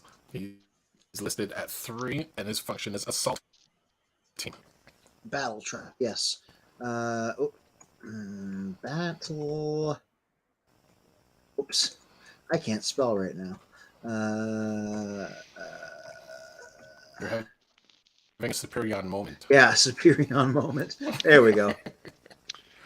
Is it still a 1980s. root? Is it still a root beer float if you use Pepsi? Ooh, good question. It's a soda float. Soda float. Mm. It's an ice cream float. Yeah, it's an ice cream float. You start naming it after the ice cream instead of the soda. Yeah. All right, so here we go. I think we go. He sounds like he's trying to be deep. His quote is, "We're only halves of a whole, but double the trouble." He's the wrestling tag team of robots. Likes to trap his foe between his Jeep and helicopter vehicles and have fun with him. Knock him back and forth a bit before finally destroying him. Jeep maximum speed of 90 miles per hour, range 600 miles. Helicopter maximum speed of 780, mph, range 1200 miles. In robot mode, carries double-barreled assault missile launcher with leaf imaging for night firing capability. Okay, so he's a wrestler. They called him one straight up. I mean, like how many kids read that and then they're like, okay, and then they got the other toys and they're, you're mashing the two. You're mashing the toy between the Jeep and the helicopter. Yeah. Aha! Body slam. Mm-hmm. Soljana says that Abominus is disqualified. The only building climber who was lovable was King Kong. Clearly Abominus trying to do some ripoff, trying to, the King Kong impersonator. Obviously, no good. This guy, I'm not calling this guy lovable. It depends on whether you like heel wrestlers, basically. Yeah, I don't know. He's not even cute. Let's move on. All right. Hold on. Did you have this character spin? You had some dual cons. I only had the Jeep. I didn't have the helicopter. All right, so you didn't love him. You didn't love him. All right, next. Next is Blot, one of the Terrorcons, ranking at 2 and is a foot soldier. Blot. Yeah, right. At least he's smarter than his combined form. Decepticon foot soldier, like literally the most basic function possible. No, he's dumber. He's got a 2. Yeah, he's got a changes 2. into like an ogre creature. Spin. You said his intelligence is 2, right? Yeah, but So Abominus is 1. No, Abominus. Oh, he's 1. I thought he was 3. Yeah, good point. Yeah. I'm not as bad as I look. I'm worse. Yeah. Oh my god. The most disgusting of all Transformers. That's the first line of his bio. What about Repugnus? Wherever he goes, he leaves a trail of foul-smelling lubricant which is oozing out of several different joints at any given moment. Dumb, brutish, but loyal. In creature mode, claws allow him to climb any wall. Breathes fire. In robot or creature mode, uses slime gun to shoot stream of corrosive liquid. Combines with his fellow Terracons to form Abominus. Yeah, Wow. I'm calling him lovable. They're literally like, wow, he smells awful. Yeah, I mean, basically he's Quasimodo, right? Quasimodo didn't stink. He's he's not the best looking. He smells bad. But look, he's not as bad as he looks. All right, that's what you have to keep. What'd you say, Spin? Shrek. Yeah, he's Look, Shrek. he's Shrek. He's dumb, brutish, but he's loyal, and the loyal is what makes him lovable. So I'm giving him a lovable. I'm not. You got no heart, Anthony. Man stinks.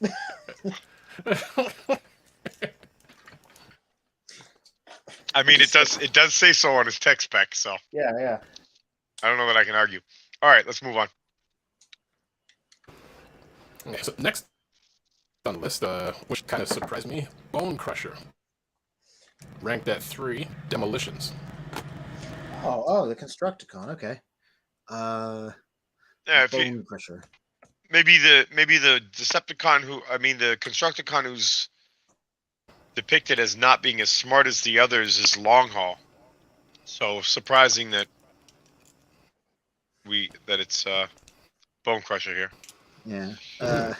I always like that he has like the least defined face on his G1 figure. It's just like a square in the middle of a black space. Yeah. And the most boring. He's got a pretty boring looking figure too. Yeah, just solid green. Yeah, he's the guy you only got to finish the combiner. Hit it till it stands no taller than dust. A rubble-strewn wasteland is his idea of beautiful landscape. His wild ways create fear and terror.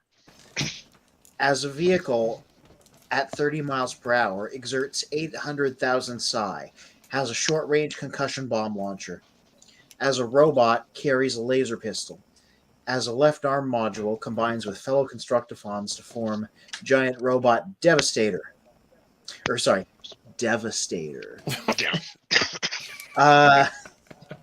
So that's Whatever. It doesn't tell you much about him. He likes a big mess, and he has wild ways. Not lovable. Yeah, no. Next. Yeah, straight up. Just Next on the list is Brawl, the Combaticon number 2, Ground Assault. Brawl. Tank. Yeah. Let's take a look at him. Maybe he's strong.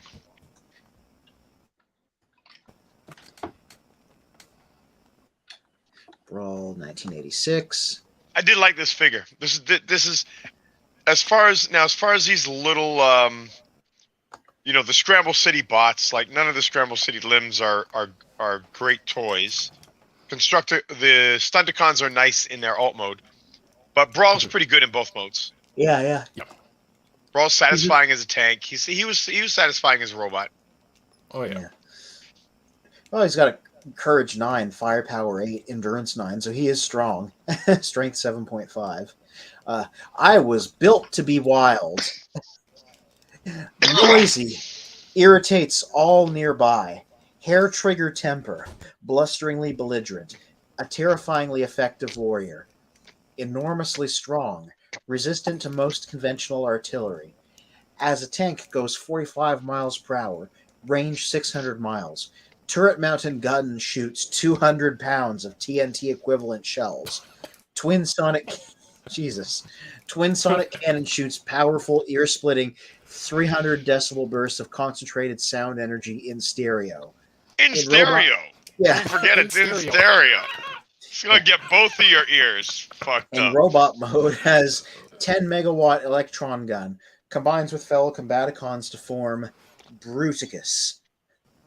So who would have expected Brawl would be in the in the ring with Soundwave and Blaster? Yeah.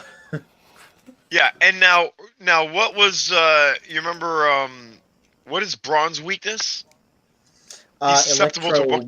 Electromagnetic waves. Electromagnet. Okay, not sound waves. Okay. Yeah, no. All right. Next. Not lovable. All right. He's Not noisy lovable. and he's Is a irritating. temper.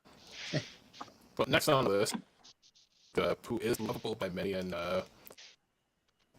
related to Brawl is Bruticus, ranked at number 3, warrior. Bruticus, yeah. His the one with the Takara tech specs.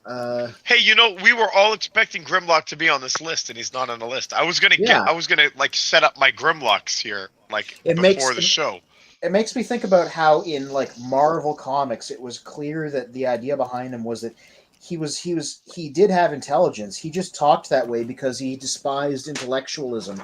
So it was like an affect. Yeah. He's a man. If I he's recall, a bot of the people. Yeah. Going through the list, I believe Grimlock was ranked as 7 for intelligence. Yeah. Wow. Yeah. Okay. That makes sense. That makes sense. Yeah. Bruticus transforms into the 5 Combaticons, can destroy his enemies with ultrasonic waves, and smash metal bridges with a single chop of his hand. Cold-blooded. Specifically metal bridges. Yeah, metal bridges, not the stone ones. Oh, Bill, that's good. Looks like it's coming along there. Yeah. Likes nothing more than destroying Autobots. Once he starts running wild, he is unstoppable. Has small brain circuits, making him simple-minded. because the smaller the circuits are, the dumber the computer. Carries a sonic stun gun and a missile cannon. So yeah, he's dumb, cold-blooded, likes destroying things. That's about all he's got going on. I think whoever wrote this they themselves have small brain circuits. Okay. Well, what is the size of Bruticus's brain circuits compared to Perceptor's brain circuits? Yeah. I mean, why would the size of the circuit have anything to do with your intelligence? Well, but let's think about it now. If we take electronics, for instance, think about think about how much processing power a microwave has compared to a smartphone. Sorry, microwave oven. You're cutting in and out, so I'm only getting part of what you're saying. He said, consider how much processing power a smartphone has compared to a microwave oven. Yeah, the microwave with those small brain circuits. Mm-hmm. All right. Yes. Next. Next, who is also another character loved by many, but who I always make fun of, is Devastator, ranked at number 2, listed as a warrior. Devastator. Who's won 0 battles. Yeah.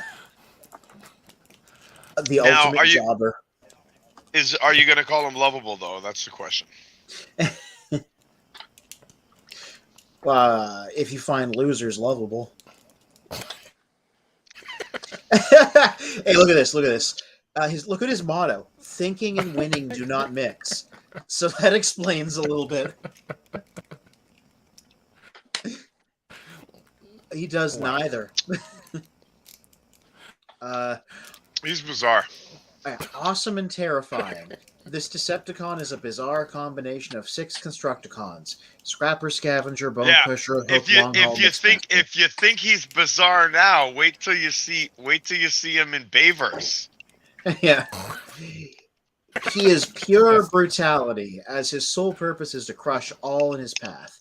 His mind is a melding together of his 6 parts, but he is limited by their competing thoughts. He possesses enormous height and incredible strength, can knock down a bridge with one punch. He carries a 10,000 degree Celsius. What do they have against bridges? They don't like bridges. Yeah. You're not going anywhere, humans. Stop. Carries a 10,000 degree Celsius solar energy beam rifle. Devastator is slow, awkward, and not too bright. And he'll make you late for work because he's going to take the bridge out. But he will step on your Dinobots. Yeah. Yep. So I'm surprised in many forums, anytime put people ask Devastator against or in a sense like who's their favorite combiner, a lot of people always pick Devastator. I'm like, why? Like after reading this and then seeing how he's been portrayed in many of the fiction, why is he anybody's favorite? He was the first one. Sometimes the first. Yeah, he was the first one that you could put multiples together. Mm-hmm.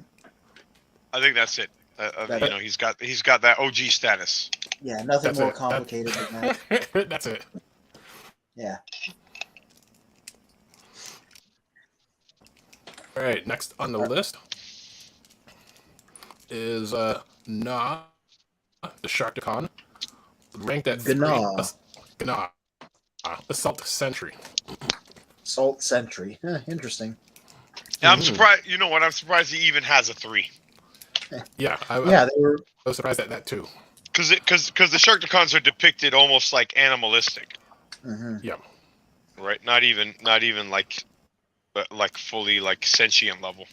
Yeah. Sentient's the wrong word. He's smarter than a Botanist. Yeah.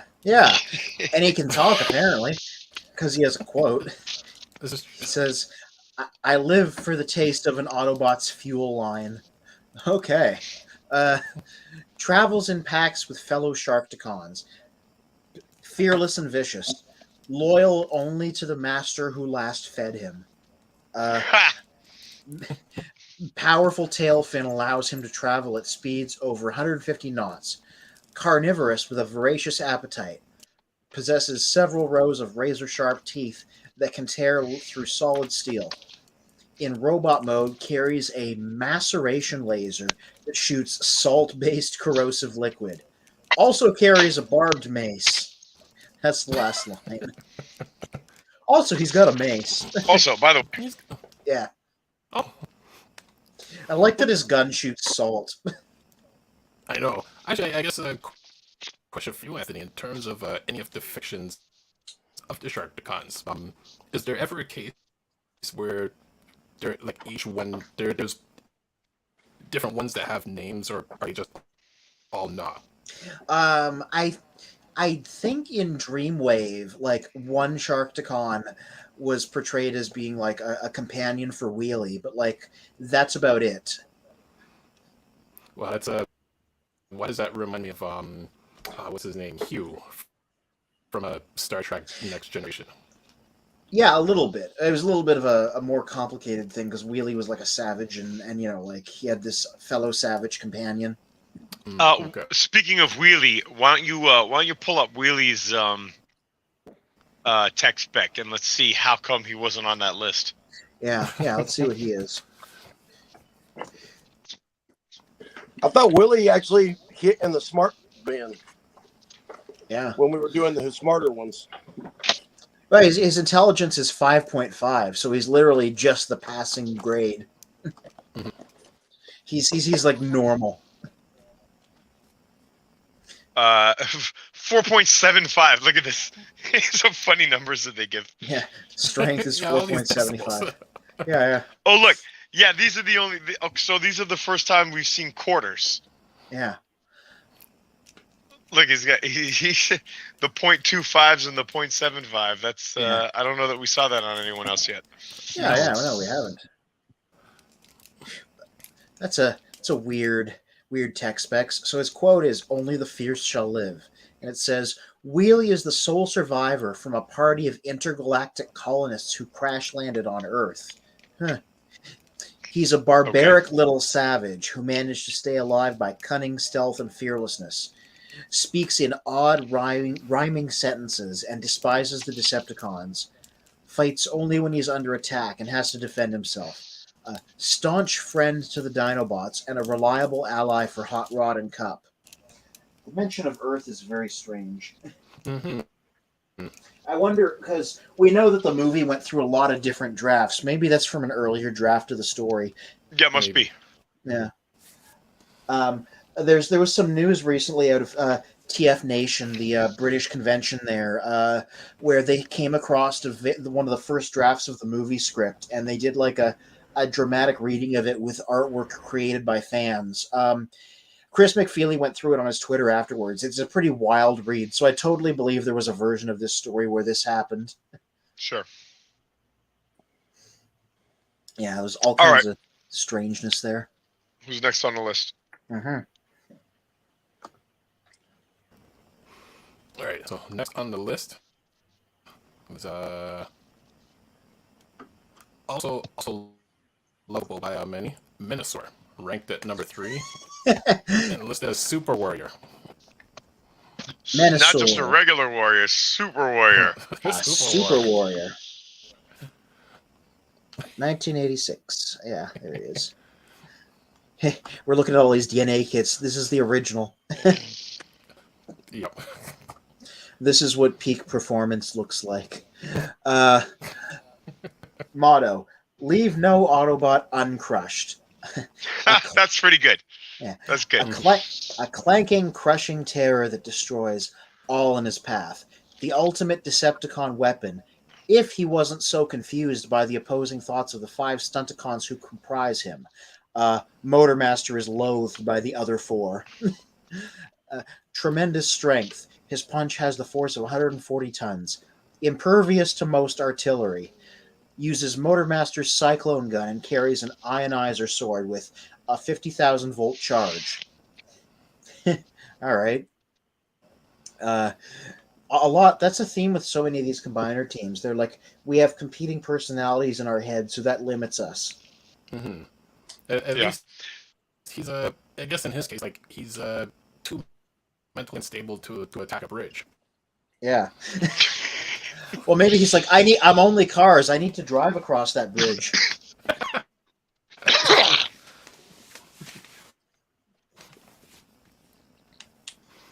Gosh, I wouldn't call him lovable though. Did Devastator have a strength of 10? I don't know. Let me check. It's just still open over here. Yeah, I assume they all 10. have 10. I mean, every combiner's got to be 10, right? Yeah, that's fair to say. I can't. That seems right. All right, so before we move on from Menosaur, I think it makes sense to check in with Bill. How's that Menosaur coming? Bill has disappeared for the moment. Oh, no, there I'm he here. is. No, he's there. All right. Looking good. It's coming together. I like his withered, atrophied yellow arm. Yeah. Mm-hmm. Yeah. I'll have to add something on there. But yeah, looks pretty good. All right, so do you just have to put the limbs on? Are you done the whole body? Yeah, the trailer is done. I just gotta get all these guys transformed back, which I think I'm just gonna use the non-youth versions that I've got over there because they're still in vehicle mode. You're already Makes on the sense. vehicle mode, yeah. Just stick them on. Yeah, So now, one thing I wanted to know is those clip-on pieces that go on the arms from the add-on set. Can you put those on the figure without the actual cars? No, they attach to the car. But That's does it? I'm wondering, could you rig it in a way so you didn't even need the car? Well, let's see here. My God, there's enough pieces of it. We might be able to. There just won't be any car on the bottom because they don't get anything. It's only the top part. It's only the shoulders. Yeah, because the cartoon version is drawn on the thigh or on the shins. Gotcha. If you give me All full right. Well, screen there, you can see it. There we go. Oh, huh. Interesting choice to just put the deco on there like that. Mm-hmm. Yep. All right, so Oh, Soldana says. I'm going to talking say about no because Wheelie. these don't. Go ahead. I'm going to say you can't put these on without the car. It's well. Yeah, I mean it clips onto the car, right? Yeah, it clips onto the car and then the car flips onto him. Yeah. All right, Spin. Let's keep going. Right, just before that, as Anthony was saying about Soldana's comment about Wheelie. Because he's a rhymer, he earns 1 point towards lovable. That's fair. We do. We have a soft spot for rhymers here on Children of Primus. Yes. Yeah. When are they gonna invent a version of Wheelie where he just drops the Forest Fire album on Cybertron as part of his backstory? That'll be Somewhere the on day. YouTube, there's probably a video of this. Yeah. Well, next on the list, one of the Predacons, Rampage, ranked at 3, and listed as a gunner. Just point and shoot. No intelligence needed. Rampage is what? Is he a tiger? I think so. Oh, they immediately. It's taken me a while to find him. There he is. These are all modern rampages. Where's the old one? Here, let me go to the Beast Wars guy and use the thing at the bottom they sometimes have. There we go. Generation 1 Rampage. All right. I believe he's one of the arms. Yeah. He's a tiger. A tiger with a couple of guns. Okay. Tech specs. For a 3 guy, he certainly has a detailed motto. Those who conquer act. Those who are conquered think. Again with the anti-intellectual streak. Same sort of thought process as Devastator. Yeah. Barrels through life with an uncontrolled fury. Has difficulty talking coherently for more than a few seconds before violently lashing out at anything near him, friend or foe. TV calms him. Stares at rock music videos for hours. Right. So he could be like a friend with a junkie on. Yeah. As a tiger, can leap 300 feet in height, 500 feet in length. A kick from his foreleg can crumble a cinder block. As a robot, carries 60,000 volt lightning rifle, 5,000 degrees Fahrenheit thermosword. Combines with fellow Predacons to form Predaking. So he's angry, doesn't like people that think, can't talk straight, violently lashes out, and likes listening to rock music, and because it calms him down. As you mentioned, like the 60,000 volt lightning rifle, I'm thinking like the bios that they roll for most of their weapons, like in a true fight, none of these robots would ever exist after. Yeah, they're too busy overloading each other. Yeah, but I mean, I don't even know how an Autobot would, he wouldn't even need to use that rifle, because all he'd have to do is just show up on the battlefield and then kick a cinder block. And as soon as they see him destroy a cinder block with that karate kick, I mean, what are they going to do? They're going to run. Or you see like a combiner, just, karate chop a bridge. Like, they're going to run. Well, exactly. But, I mean, you see a combiner karate chop a bridge, but then Rampage is going to show up and smash a cinder block. Maybe that cinder block is a part of the bridge's foundation. The whole thing will crumble. Yeah. I worry about the bridges that you all have in Canada if your bridges are built in cinder blocks. I am not an engineer. Well, one of the combiners can smash even a metal bridge. Ooh. Yeah. All right. And Swindle. How many we got left here? 2 are left. All right, let's right. do it up. What's All right. who's next? Good time. Second Making last, good time. another Constructicon, Scavenger, number 2, mining Funny, and this- salvage. Aw, I'm disappointed in this one.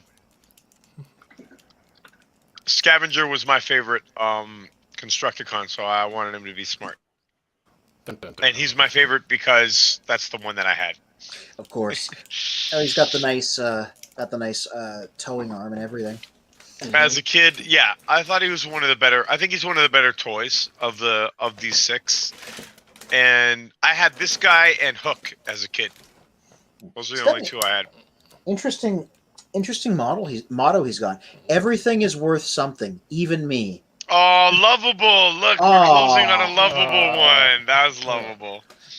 Desperately tries to prove his worth to his comrades by trying to find things of value, whether by digging up a hillside or a backyard. Only tolerated because of his ability to use his shovel's magnetic, ionic, electrical, gas sensors to detect the presence of fuels, metals, etc. As a right arm module, combines with fellow Constructicons to form Giant Robot Devastator. He just wants people to like him. Yeah. Oh, Yeah. wow. Now, be careful because his shovel is magnetic and ionic, so that could be a threat to Brawn. Yeah, hey. Also, keep your phone and your credit card away from it. That's right. This is true. This is one of the characters that my mom bought me when I was a kid. Oh. And apparently he's a lovable little guy. Yeah, look at that, eh? Who would have thought? I wasn't expecting any of the Decepticons to be easily lovable. Well, there you go. He just desperately tries to prove his worth by finding things of value. Yeah, Yep. including himself. Like a puppy. Like a puppy. All right, who's last? Last on the list is Slugfest, one of Soundwave's cassettes, and he's ranked at number 2 as a messenger. Don't you want a messenger to be a little bit smarter? Yeah, I think so. Slugfest. Like, that's a there we broken go. telephone. What would happen? It's like, what did he say? What was the important message? I don't know. I don't remember. Yeah. He's a Stegosaurus with an interesting color scheme. I like that deco. Oh yeah, this is this is a good looking toy. Yeah. Yeah.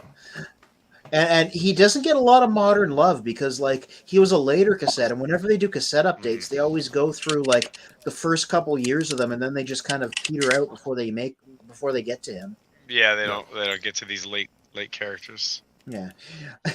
Oh, interesting motto. Expect betrayal, and your friends won't disappoint you. Looks like boy. he'll bite the hand that feeds him. Yeah. He's as Bob Budiansky was not nice to him. It says he's as slow and stupid as he looks. Plays back the messages he carries, thinks others are talking about him, and goes into violent rages. Here's the answer right off the bat. Here's the answer to how the messages still get carried effectively because he's just playing them back. Sorry, continue. End result is usually the destruction of the messages and nearby small towns that get in his way. Never mind. I take it back. In Stegosaurus mode, plates on back, like teeth on a chainsaw, cut through almost any substance, and he carries 2 solar-powered vibro cannons. Who keeps hiring him? Who keeps using him if he can't actually do his job? And you know, it's not even one thing. It's like, okay, he messes up the message and he just kind of gets violent and attacks the other Decepticons. He takes out a nearby town. I'm like, why do they? This is why he didn't show up much. He's probably like really bad at his job. Let's see how he compares to the other dinosaur. What's the other cassette that he came with? Overkill. Overkill. Let's compare Overkill right here. And he's a warrior instead of a messenger. Yeah, another really interesting, nice color scheme. Kind of a Godzilla-looking thing because he's got a little horn and everything. Actually, what's cool is in the recent years, a few people have repainted him as Grimlock. Yeah, there was a universe figure that was a repaint of Grimlock into him. They'll probably show it at the bottom here. Yeah, here's his bio. Too Yeah. much too much destruction is never enough. Whether talking, terrifying, or attacking, he does everything to excess. So busy proving how tough he is by snapping cars in half between his jaws that he forgets his mission. Can record data as a cassette, rip open the hull of a battleship as a Tyrannosaurus. Armed with 2 batteries of motion missiles, each reacts to any moving object bigger than a baseball bat and explodes on contact. And his intelligence is 5. Wow, these guys are both like bad at their jobs. Mm-hmm. He forgets his mission, and Slugfest destroys his messages. You know, it's a wonder that Decepticons ever got anything accomplished with these kinds of these kinds of people on their team. Yeah. You know, it fully validates when Megatron, would yell out many a times he's surrounded by idiots. Yeah. This is the Grimlock repaint, by the way. That's okay. That's cool. Yeah, it's the classics Grimlock done up in his colors. It's more obvious in this mode. I mean, looks like it would be looks like a terrible Grimlock, but maybe good version of this guy. Yeah, and the fact that there's haven't been many other overkills means that it's automatically better as him than as a Grimlock. There's Grimlocks are dime a dozen, but that's exactly. the only other overkill. Exactly. Unfortunately, he doesn't have his partner. Yeah, that's true. Slugfest got no love. He literally just has his original figure, and that's it. Yeah, I wonder why they and they could just recolor a slag, right? Yeah, and I have the little figure here. He Overkill got a Titan's Return mini vehicle guy. Yeah, right here. And Cute. he's roughly the right size to interact with other modern cassette bots. He can't change into a cassette bot, but he's the right scale to be one. So he can hang out with Rumble and Frenzy and stuff. Which one was that? This is the Titan's Return figure. So he's got a head inside him and he changes into a weapon and stuff. But in this mode, he it looks good. He can hang out with the Siege cassettes pretty well. So yeah. And Soljana says he just want to be loved. He loved gets 2. Who's that referring to? Oh, I think that's Scrapper. Mm-hmm. I think she's talking about Scrapper. Yeah. So I think that's Scavenger. That's what I meant to say. Sorry. Thanks. Yeah. With the So maybe Scavenger was our surprise. That was the gem that we found. Yeah, I wasn't expecting him to be. I did not know because they get so little in the way of individual characterization. I had no idea that he just wanted to be loved. Is that not a relatable feeling? Our mission was to find the dumbest lovable character, and so that was our surprise find for the episode. Yeah. Okay, so D, I lied to you. As usual, what else is new? You can put the pieces. You can put the pieces on, but they're hollow. Oh, ooh. Still from the front. Looks nice. Yeah, it still looks okay. Mm-hmm. I mean, you could get away with not buying that figure and just just stick it like a yellow box in there. Yeah. Yeah. Right. You would. DNA Designs make an upgrade kit for this that's cheaper than the buying the limbs, and it's just fillers to go in there. Yeah. Oh, you're saying they are making one for the? No, I'm saying they should. For Legacy, yeah. Yeah, they could do that definitely they could do that for Legacy. Mm-hmm. Right. I'm saying they could maybe do that for this guy too. But he's looking good. Doesn't that figure look great? Oh man. Oh yeah. He's impressive so far. And I do like that additional detail. So what you see on the chest there, that's specifically because he's got the toy version of the trailer. Yeah. You don't have that same You don't have all those details in the original version. Yeah, which is a shame because this is very visually interesting. Mm-hmm. Bill, on the abdomen there, is that paint or are those stickers? I have not put any stickers on this. No, I know, but like on the abdomen right there, that detail that yeah, exactly. Is that a sticker or is that paint? That's clear plastic over a bunch of stuff inside of it. Nice. Okay. Nice. Let's see if I can get up close to it.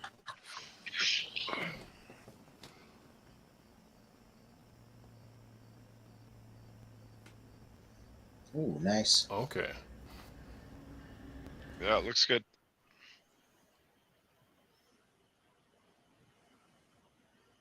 And are you finding how did you? It seems like you had no trouble with the transformation. Do you find it fiddly? Do you find it holds together nicely? Oh no! What's your experience? Once I figured out all the tabs and said "fuck these directions," Yeah. yeah, it wasn't bad. Okay, good. The head and this upper torso, there's a lot of fold on fold on fold and tuck, and Right. that was getting kind of confusing there for a minute, and I was about to throw him against the wall. And Well, glad you didn't. oh, me too. D, who's the reviewer? The other YouTube reviewer that you had showed me. Like I think almost like a year ago, or like many months ago, that you had pointed out, and he was also doing like the transformation, like live, and also mentioned like a lot of like the foldings and flipping and the little parts you have to like change around. And I kept making fun. It was like 45 minutes just to change a Motor Master. I can't remember. It was a Motor Master review. Was it of this figure? It was of that figure. I can't remember which one you mean. Okay. But everybody complained about the transformation of this Motor Master. Right, and then that was the first one where it's like I saw it like on video, someone reviewing it. So from that point on, like that's when I just started making fun of like the 600 step 2 hour video of Yeah. Motor Master transformations. Yeah. That was that trailer. A lot of people complained about it, but I'm not the kind of person who complains about a complex transformation. For to me, I've said many times on the channel, that doesn't bother me. What matters to me is like, does it hold together in the end? Does it look well? If it's a lot of panels, the more panels, the better, as far as I'm concerned. As long as they're not floppy. Right. I don't want a whole bunch of panels if they're hanging off in the end. Right. Right. No, this is really solid. Yeah. That's always. I'm gonna go ahead and finish putting them together with these, but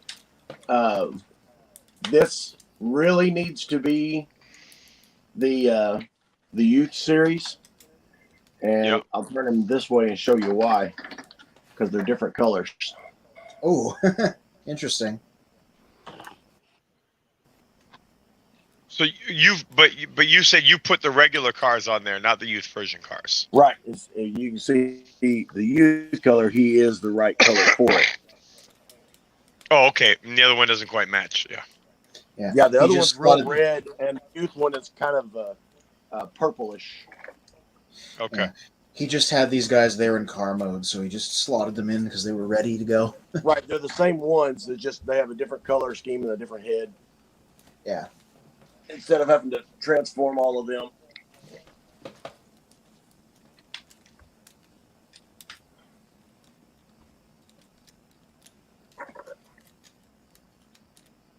Yeah, he's a nice Menosaur.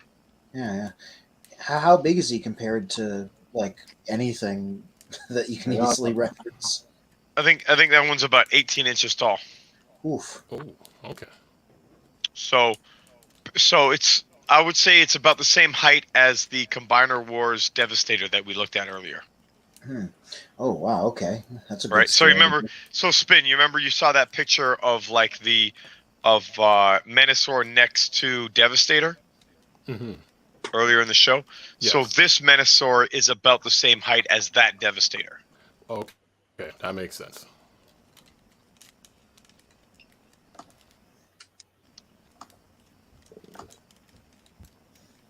I'm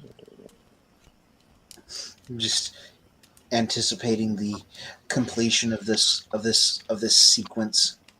Yes. And he is thematic because he's one of the dumb Decepticons.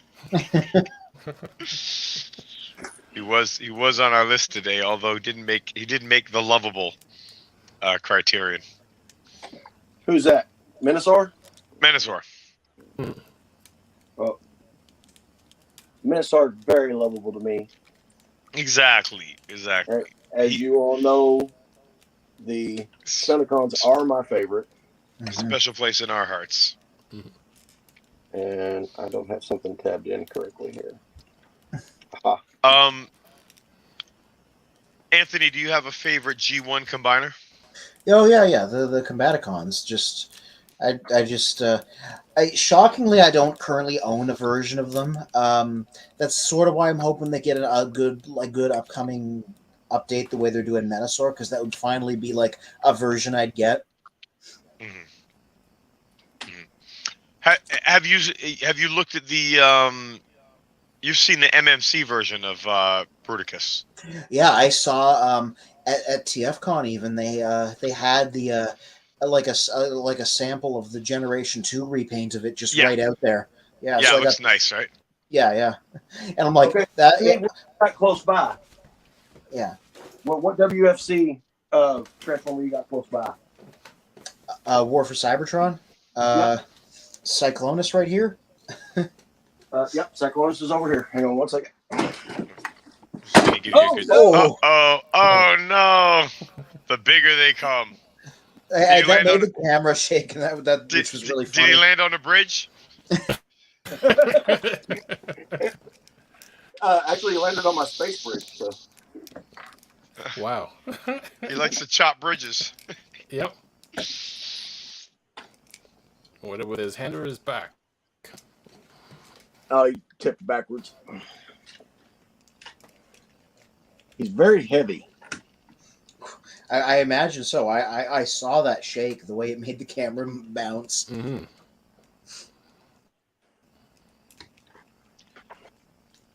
I think we might have missed this comment earlier. Soljana on YouTube said that Sludge is her favorite. Nice. Oh wow. Okay. Cyclonus comes up to his knee. So I'm just like. Yeah. Nice. So that's a good masterpiece scale. Yeah. Yes. Now I do want to see this. I'm going to put the TFM beside him.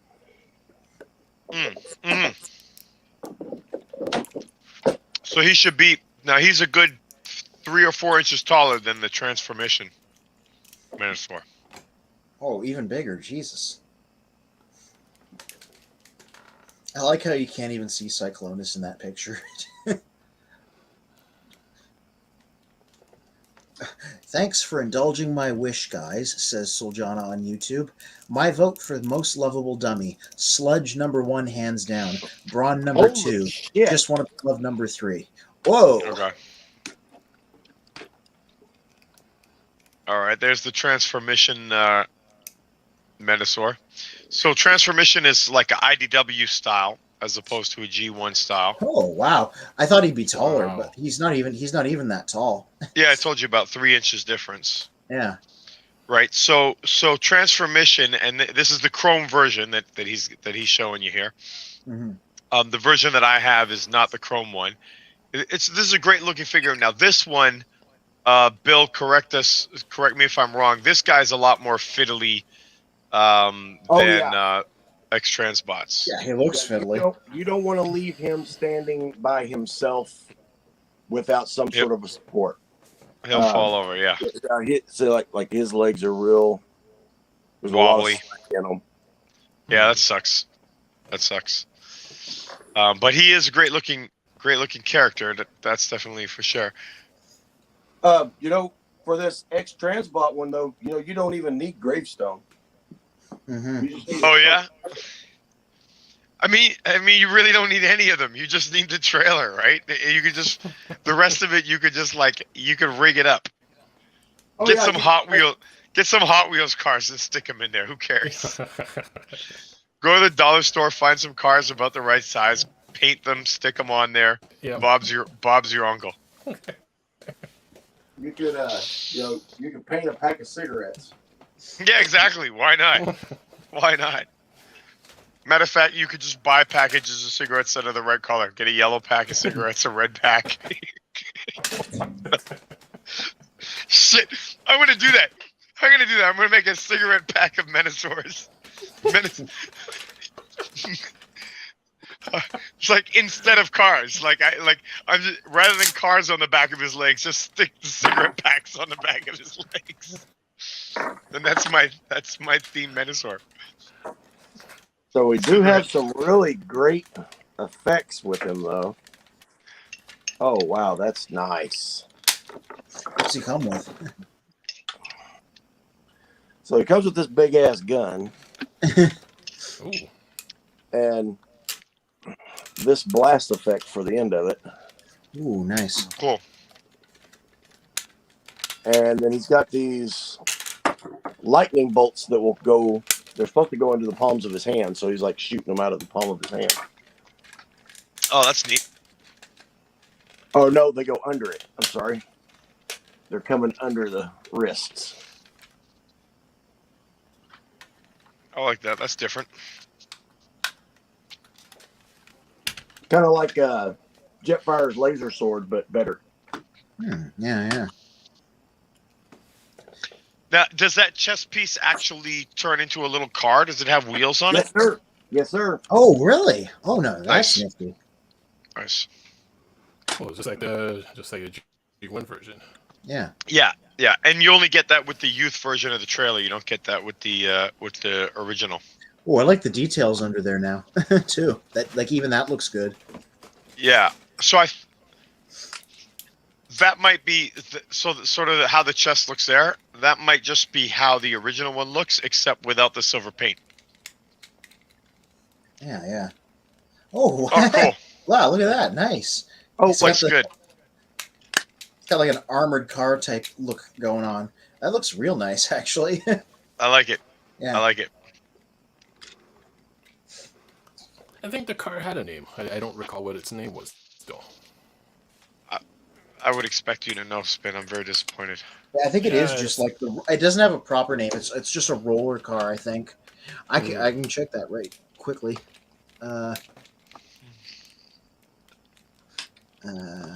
During the precious window that I still have up.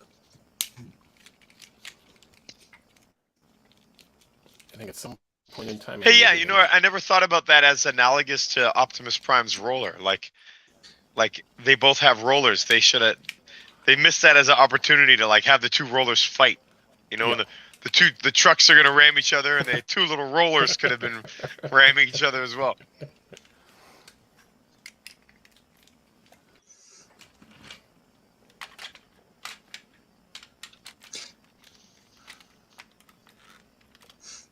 Yeah. So I have the wiki page up, and yeah, there's not much to be said about it. It's just called the roller car.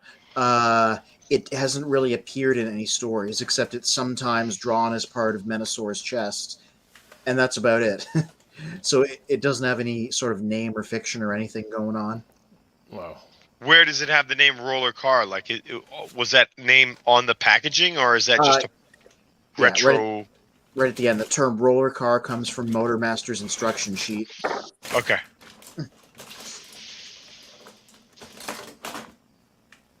But it's interesting that it still is funny they call it roller car, and then Optimus Prime's roller is called roller. Yeah, it's a little bit of a point of commonality that I never thought about until now. Ditto. Especially because he wants him to be considered like a rival. Right.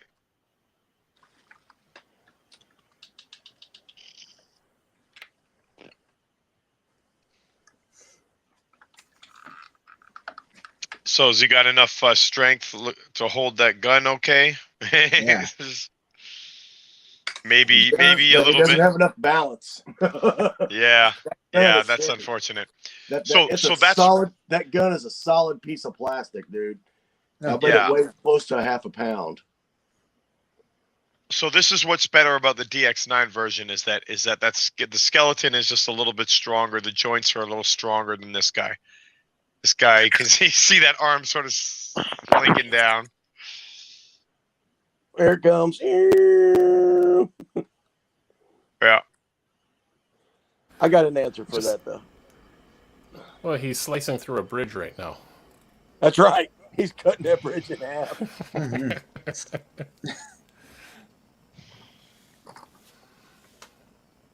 That's annoying. That arm coming down, that is irritating. Just slowly. Oh my God, he's And mobile. like, just keep in mind, like, you spend $800 on this fucking thing, you put it together, and the fucking arm doesn't stay up. I kind of like it's like an action feature. It's with slow arm Yeah, that's lowering right. action.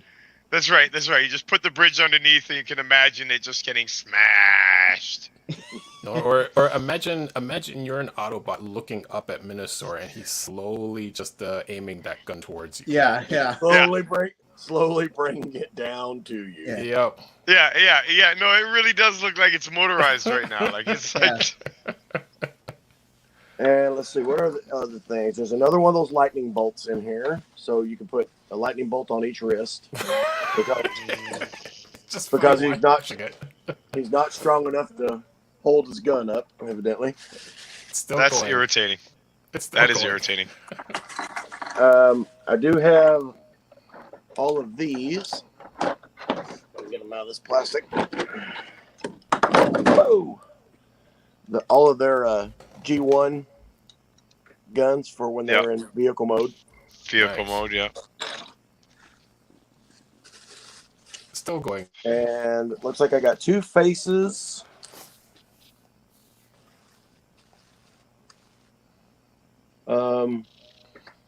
Okay, so we got this one with a goatee. He looks like Mr. Sinister. Yes. He's like, ah. It's still going. We have an extra gun. I'll have to figure out where that goes to. Yeah, I don't know. Whoa, there he goes again. Do not bump the table that he's standing on. That's for damn sure. Wow. Now, both times that was me. And so the other face is just his mouth closed with the goatee. So that must be IDW or something like that. Some other version of the fiction. And Yeah, I'll I have like to it. figure out what this one is. Check this out.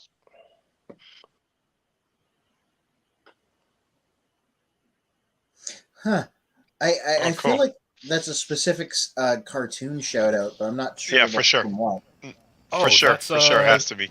That's before the cons went to Cybertron to get their personalities, and that's what was controlling them. I Yeah, believe that's Fin Jam Megatron's. had them. That's Megatron's remote to control the Stunticons. Yes. Aha, so I need to put this on my Megatron. That's right. Yeah, you pose that with your Megatron and with whichever Stunticons you're going to display in vehicle mode. You put those guys with your Megatron and have him playing remote control Derby, Smash Up Derby. It's funny, the third parties are the only companies that really pay attention to those minor details. You know, just like a blitz wing and the football. Yeah, and this is the same company that did the football. So we were talking about who does the best accessories, and we said it was X Transbots, and this is X Transbots. Yeah, Nice. a lot of the modern masterpieces they come with like a ton of accessories. They're like along the same lines too. We were discussing, Anthony might not have been on the episode. We were discussing like which company does the best accessories in Masterpiece and consistency. Maybe you were on. I don't remember. But we were saying consistently it is KFC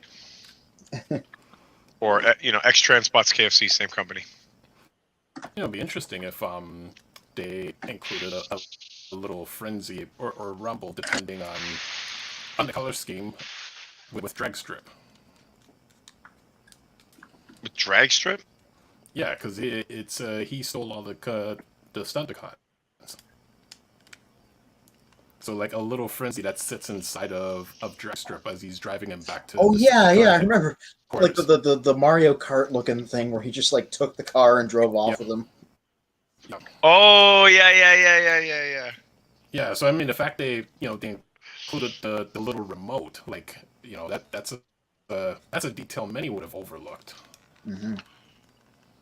Okay, so Well, you could the X Transbot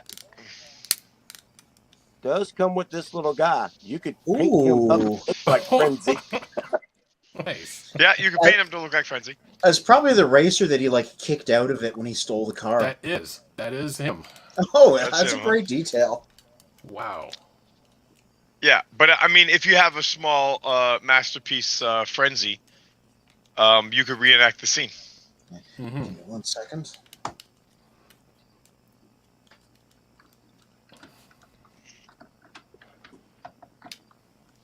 Yeah, just going mobile. I might be able to rig that up. Let me see if I can find a Frenzy in a drag strip. Yeah, I mean, I don't have a drag strip. Otherwise, I'd do a War for Cybertron version of that. If I had the Legacy one, I bet I could do that because, like, I got the little figure right here. Ooh, okay. You got your little Frenzy? Yeah, but I don't have the Legacy guy because I wasn't going to go in on these guys. Oh, here I got the other I got the other half. Oh, nice. Too bad. Like, throw it really There, hard. just stick them on top. Yeah. What are y'all wanting to do? Put a Legacy Frenzy into On a drag strip. Yeah.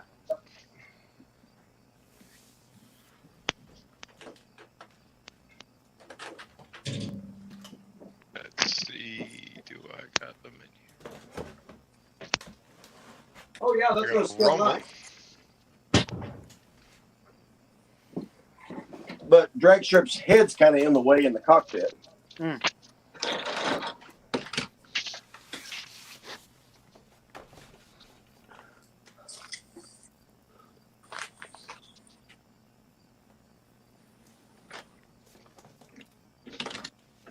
We'll take the cannons off.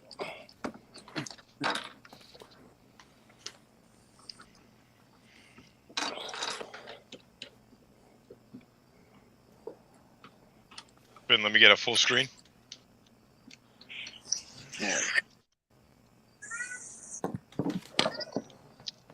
So here is the scene. Oh. There you go. Frenzy. And you got the head in there. You got the driver in there. He's ripping them out. Yeah, so it's like both of you guys got him. Perfect reenactment. Yep. No, next scene, pull over to mine. Oh, nice. Very good. Very good. Very good. Yeah. It looks like quite the derby in the background there. Yeah. Manosaur is just completely collapsed. He's had an exhausting day at the office. I would go take a chance on me walking across the room with him standing up on this table. It's kind of wobbly. Yeah. Worst part of it is with him being that big, I'm gonna have to get a different case because he won't fit into a what are them damn things? Detolf. He won't fit in a Detolf without altering Regular. it. Yeah. So yeah, he'll have to go in one of these buildings. I mean, you can always take out one of the shelves, right? Well, But yeah, but generally, those big combiners look better on a bigger shelf anyway, so I as wonder. opposed to trying to squeeze them in there. Okay, so he's the same size as the Jim Bow oversized Combaticons, and he's just a little bit bigger than the Gravity Builder Constructicons.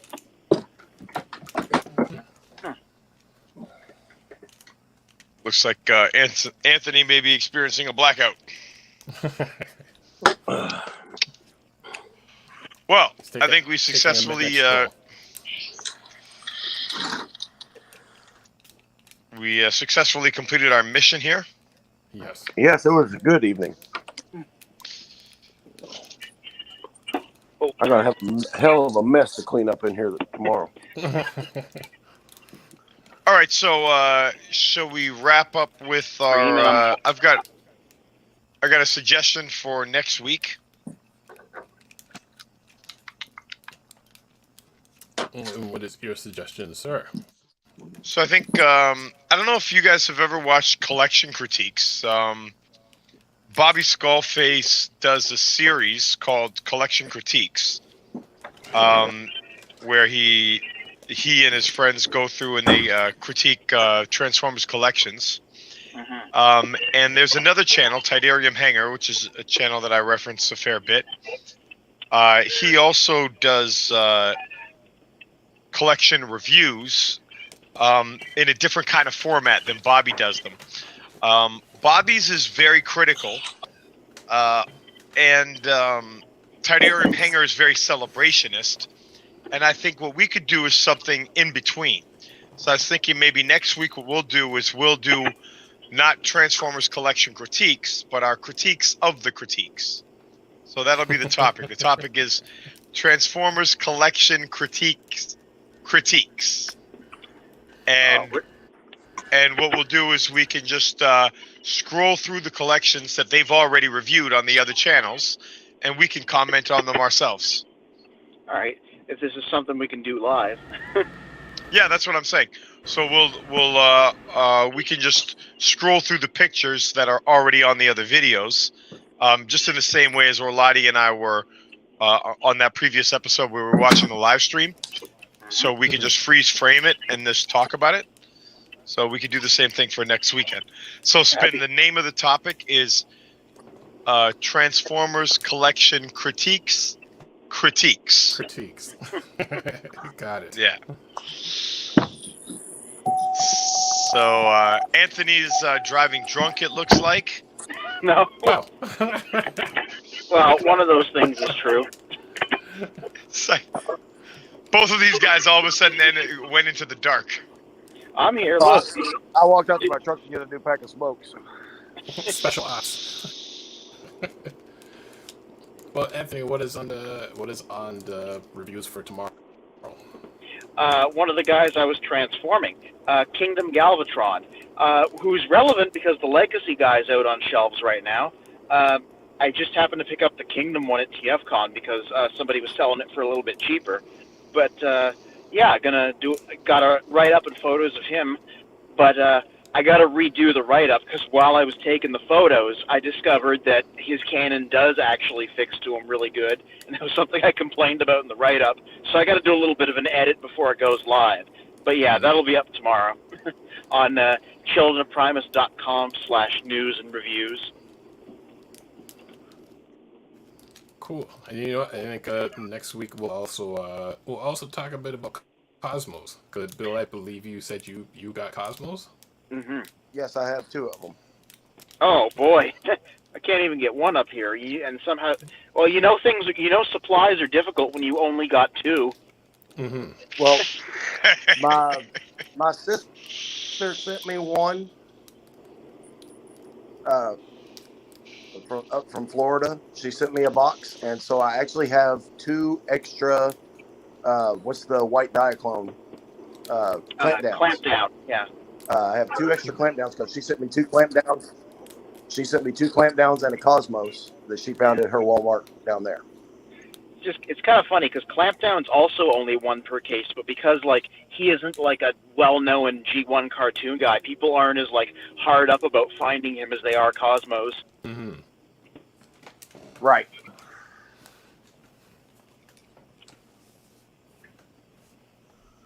But I've got 2 of everything now in the Velocitrons except for the white one that I found today, and I can't remember her name. Override. Override, yep. Mm-hmm. Yeah, I've got a double of every one, so I'll be able to open them whenever we want to open them. We can open them online. If we're going to do Cosmos next week, then I'll wait and I'll open the Cosmos for us and shred the box on camera and watch everybody freak out. Oh, good Lord, yeah. Sounds like a plan. All right, gentlemen. On I that got an note, early day gentlemen, tomorrow, so I'm going to sign off. I I think will see you it's all next time. week. Have a good week. Sounds Same. good. Oh, I think wow. we should all Hold on one we second. should all be. Oh, Calvin. Sorry, folks. I was in a little money meeting. Sorry. Now, if we could just get Orlani to pop on, everybody will be here for the last 1 minute. It's Yeah. okay. It's all right. Hey, Calvin, great to see you. It's been a minute. I know, man. I've just been Have- going through some rough stuff. It's okay. It's all right. Rough stuff like the So, Transformer. Calvin, Yeah. have you found a Cosmos? Yes, I have. All you guys with your Cosmoses, with your Cosmi. No. Cosmai. My. I got on a whim of a luck because my instincts told me to wake up. And I went to Walmart early in the morning. And I picked up this little fabulous little UFO guy. So, yeah. Well, Your instincts. early Oh, bird God. gets the worm, as they say. Yeah. Yeah. I like that he looks like a doorbell, mine was like the just- way they got him packaged. And that's the Mine thing. was I just the was op- like, for 25 fucking dollars, dude. Mhm. Hasbro is getting on my fucking nerves. They are. Yeah. But see, mine was just the opposite. I was in late. My daughter had sent me a message, said that we were out of dog food. And so I ran to Walmart real quick to pick up a bag of dog food for the lab. And I was like, well, hell, while I'm here. And I walked over and she was unboxing them and putting them on the shelves then. Oh, that's the dream. And I was like, oh, yes, can I have that one? Are you putting that one out? And she was like, yeah, you can have any one out of this box. I said, just leave them in the box. And I just took the whole box. Isn't it fucking crazy? They only got one in a box. Right. Well, they're correcting that. I Well, doubt that. Which is so funny because you've got these guys that have been buying them on eBay for $120. Mhm. Never And now do we're going to that. have the market flooded with them. Mhm. Yeah, but the joke is, Joke's it's on only them. happening in the States because someone, I believe, in the UK or one of the other countries, they've been getting box loads of just Cosmos and selling them back to people in the States. But a few guys are selling them at the proper prices. Like, he's not trying to rip people off. That's crazy. Mm-hmm. So yeah, man, it's just crazy, man. What's going on right now? Just trying to battle some legal issues and stuff that's not right. What they're doing to me right now at this point. So I got to hire a lawyer to get another 6 figures. Oh. Somebody got to do it. That's right. Well, gentlemen, like I said, I'm putting this out. I'm going to bed. I will see you all next week. All right, so Yeah, I'm yeah, all right. take it easy, y'all. Yeah, like I said, man, it's been a roller coaster. I was on jury duty last week, and my job still let me go, bro. You're not supposed to do that. Yeah, no kidding. So yeah, and they didn't give no reason, and I got the paperwork to show I had jury duty, and the dude was yelling and screaming at me for no reason. Then he said I have to go talk to the HR, and the HR didn't want to talk to me, so he said, well, the supervisor, well, we're gonna let you go for no reason. That sucks. Sorry to hear that, bro. So they doing all kind of mischievous stuff up here, man. Hard times. Oh, it ain't hard times. It's just certain people just make it hard on certain people because they're jealous. Yep. Well, we know all about that. So they're gonna pay tomorrow with their dear lives with that lawyer. Yeah. Good that you got the process in motion. Well, they're gonna do all that for me when I talk to them tomorrow. So you're not supposed to fire anybody out of jury duty. And so that's when I called in a week straight.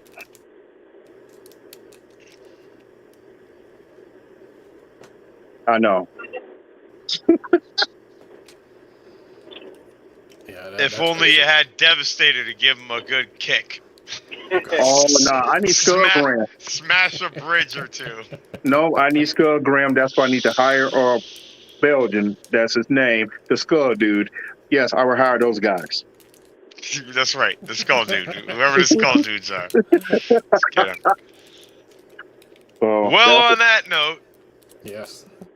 on that bit of a damper, but things will turn around. You're going to get it all straightened out this week, and we will see everybody back here next week. Soljana says good night on YouTube. Fine show. I agree with everybody.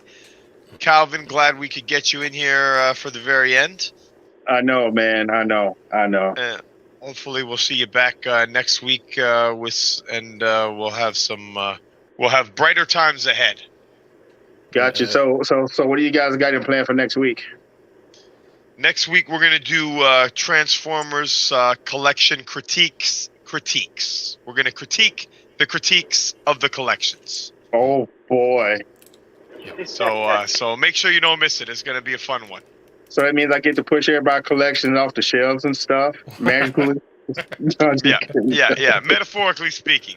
Yeah. All right, then I'll holler at y'all next week, man. Y'all be safe out here, man. All right, bro. You too. Everybody be safe till all are one. Yep. Oh yeah. All are one. Until all Peace. are one.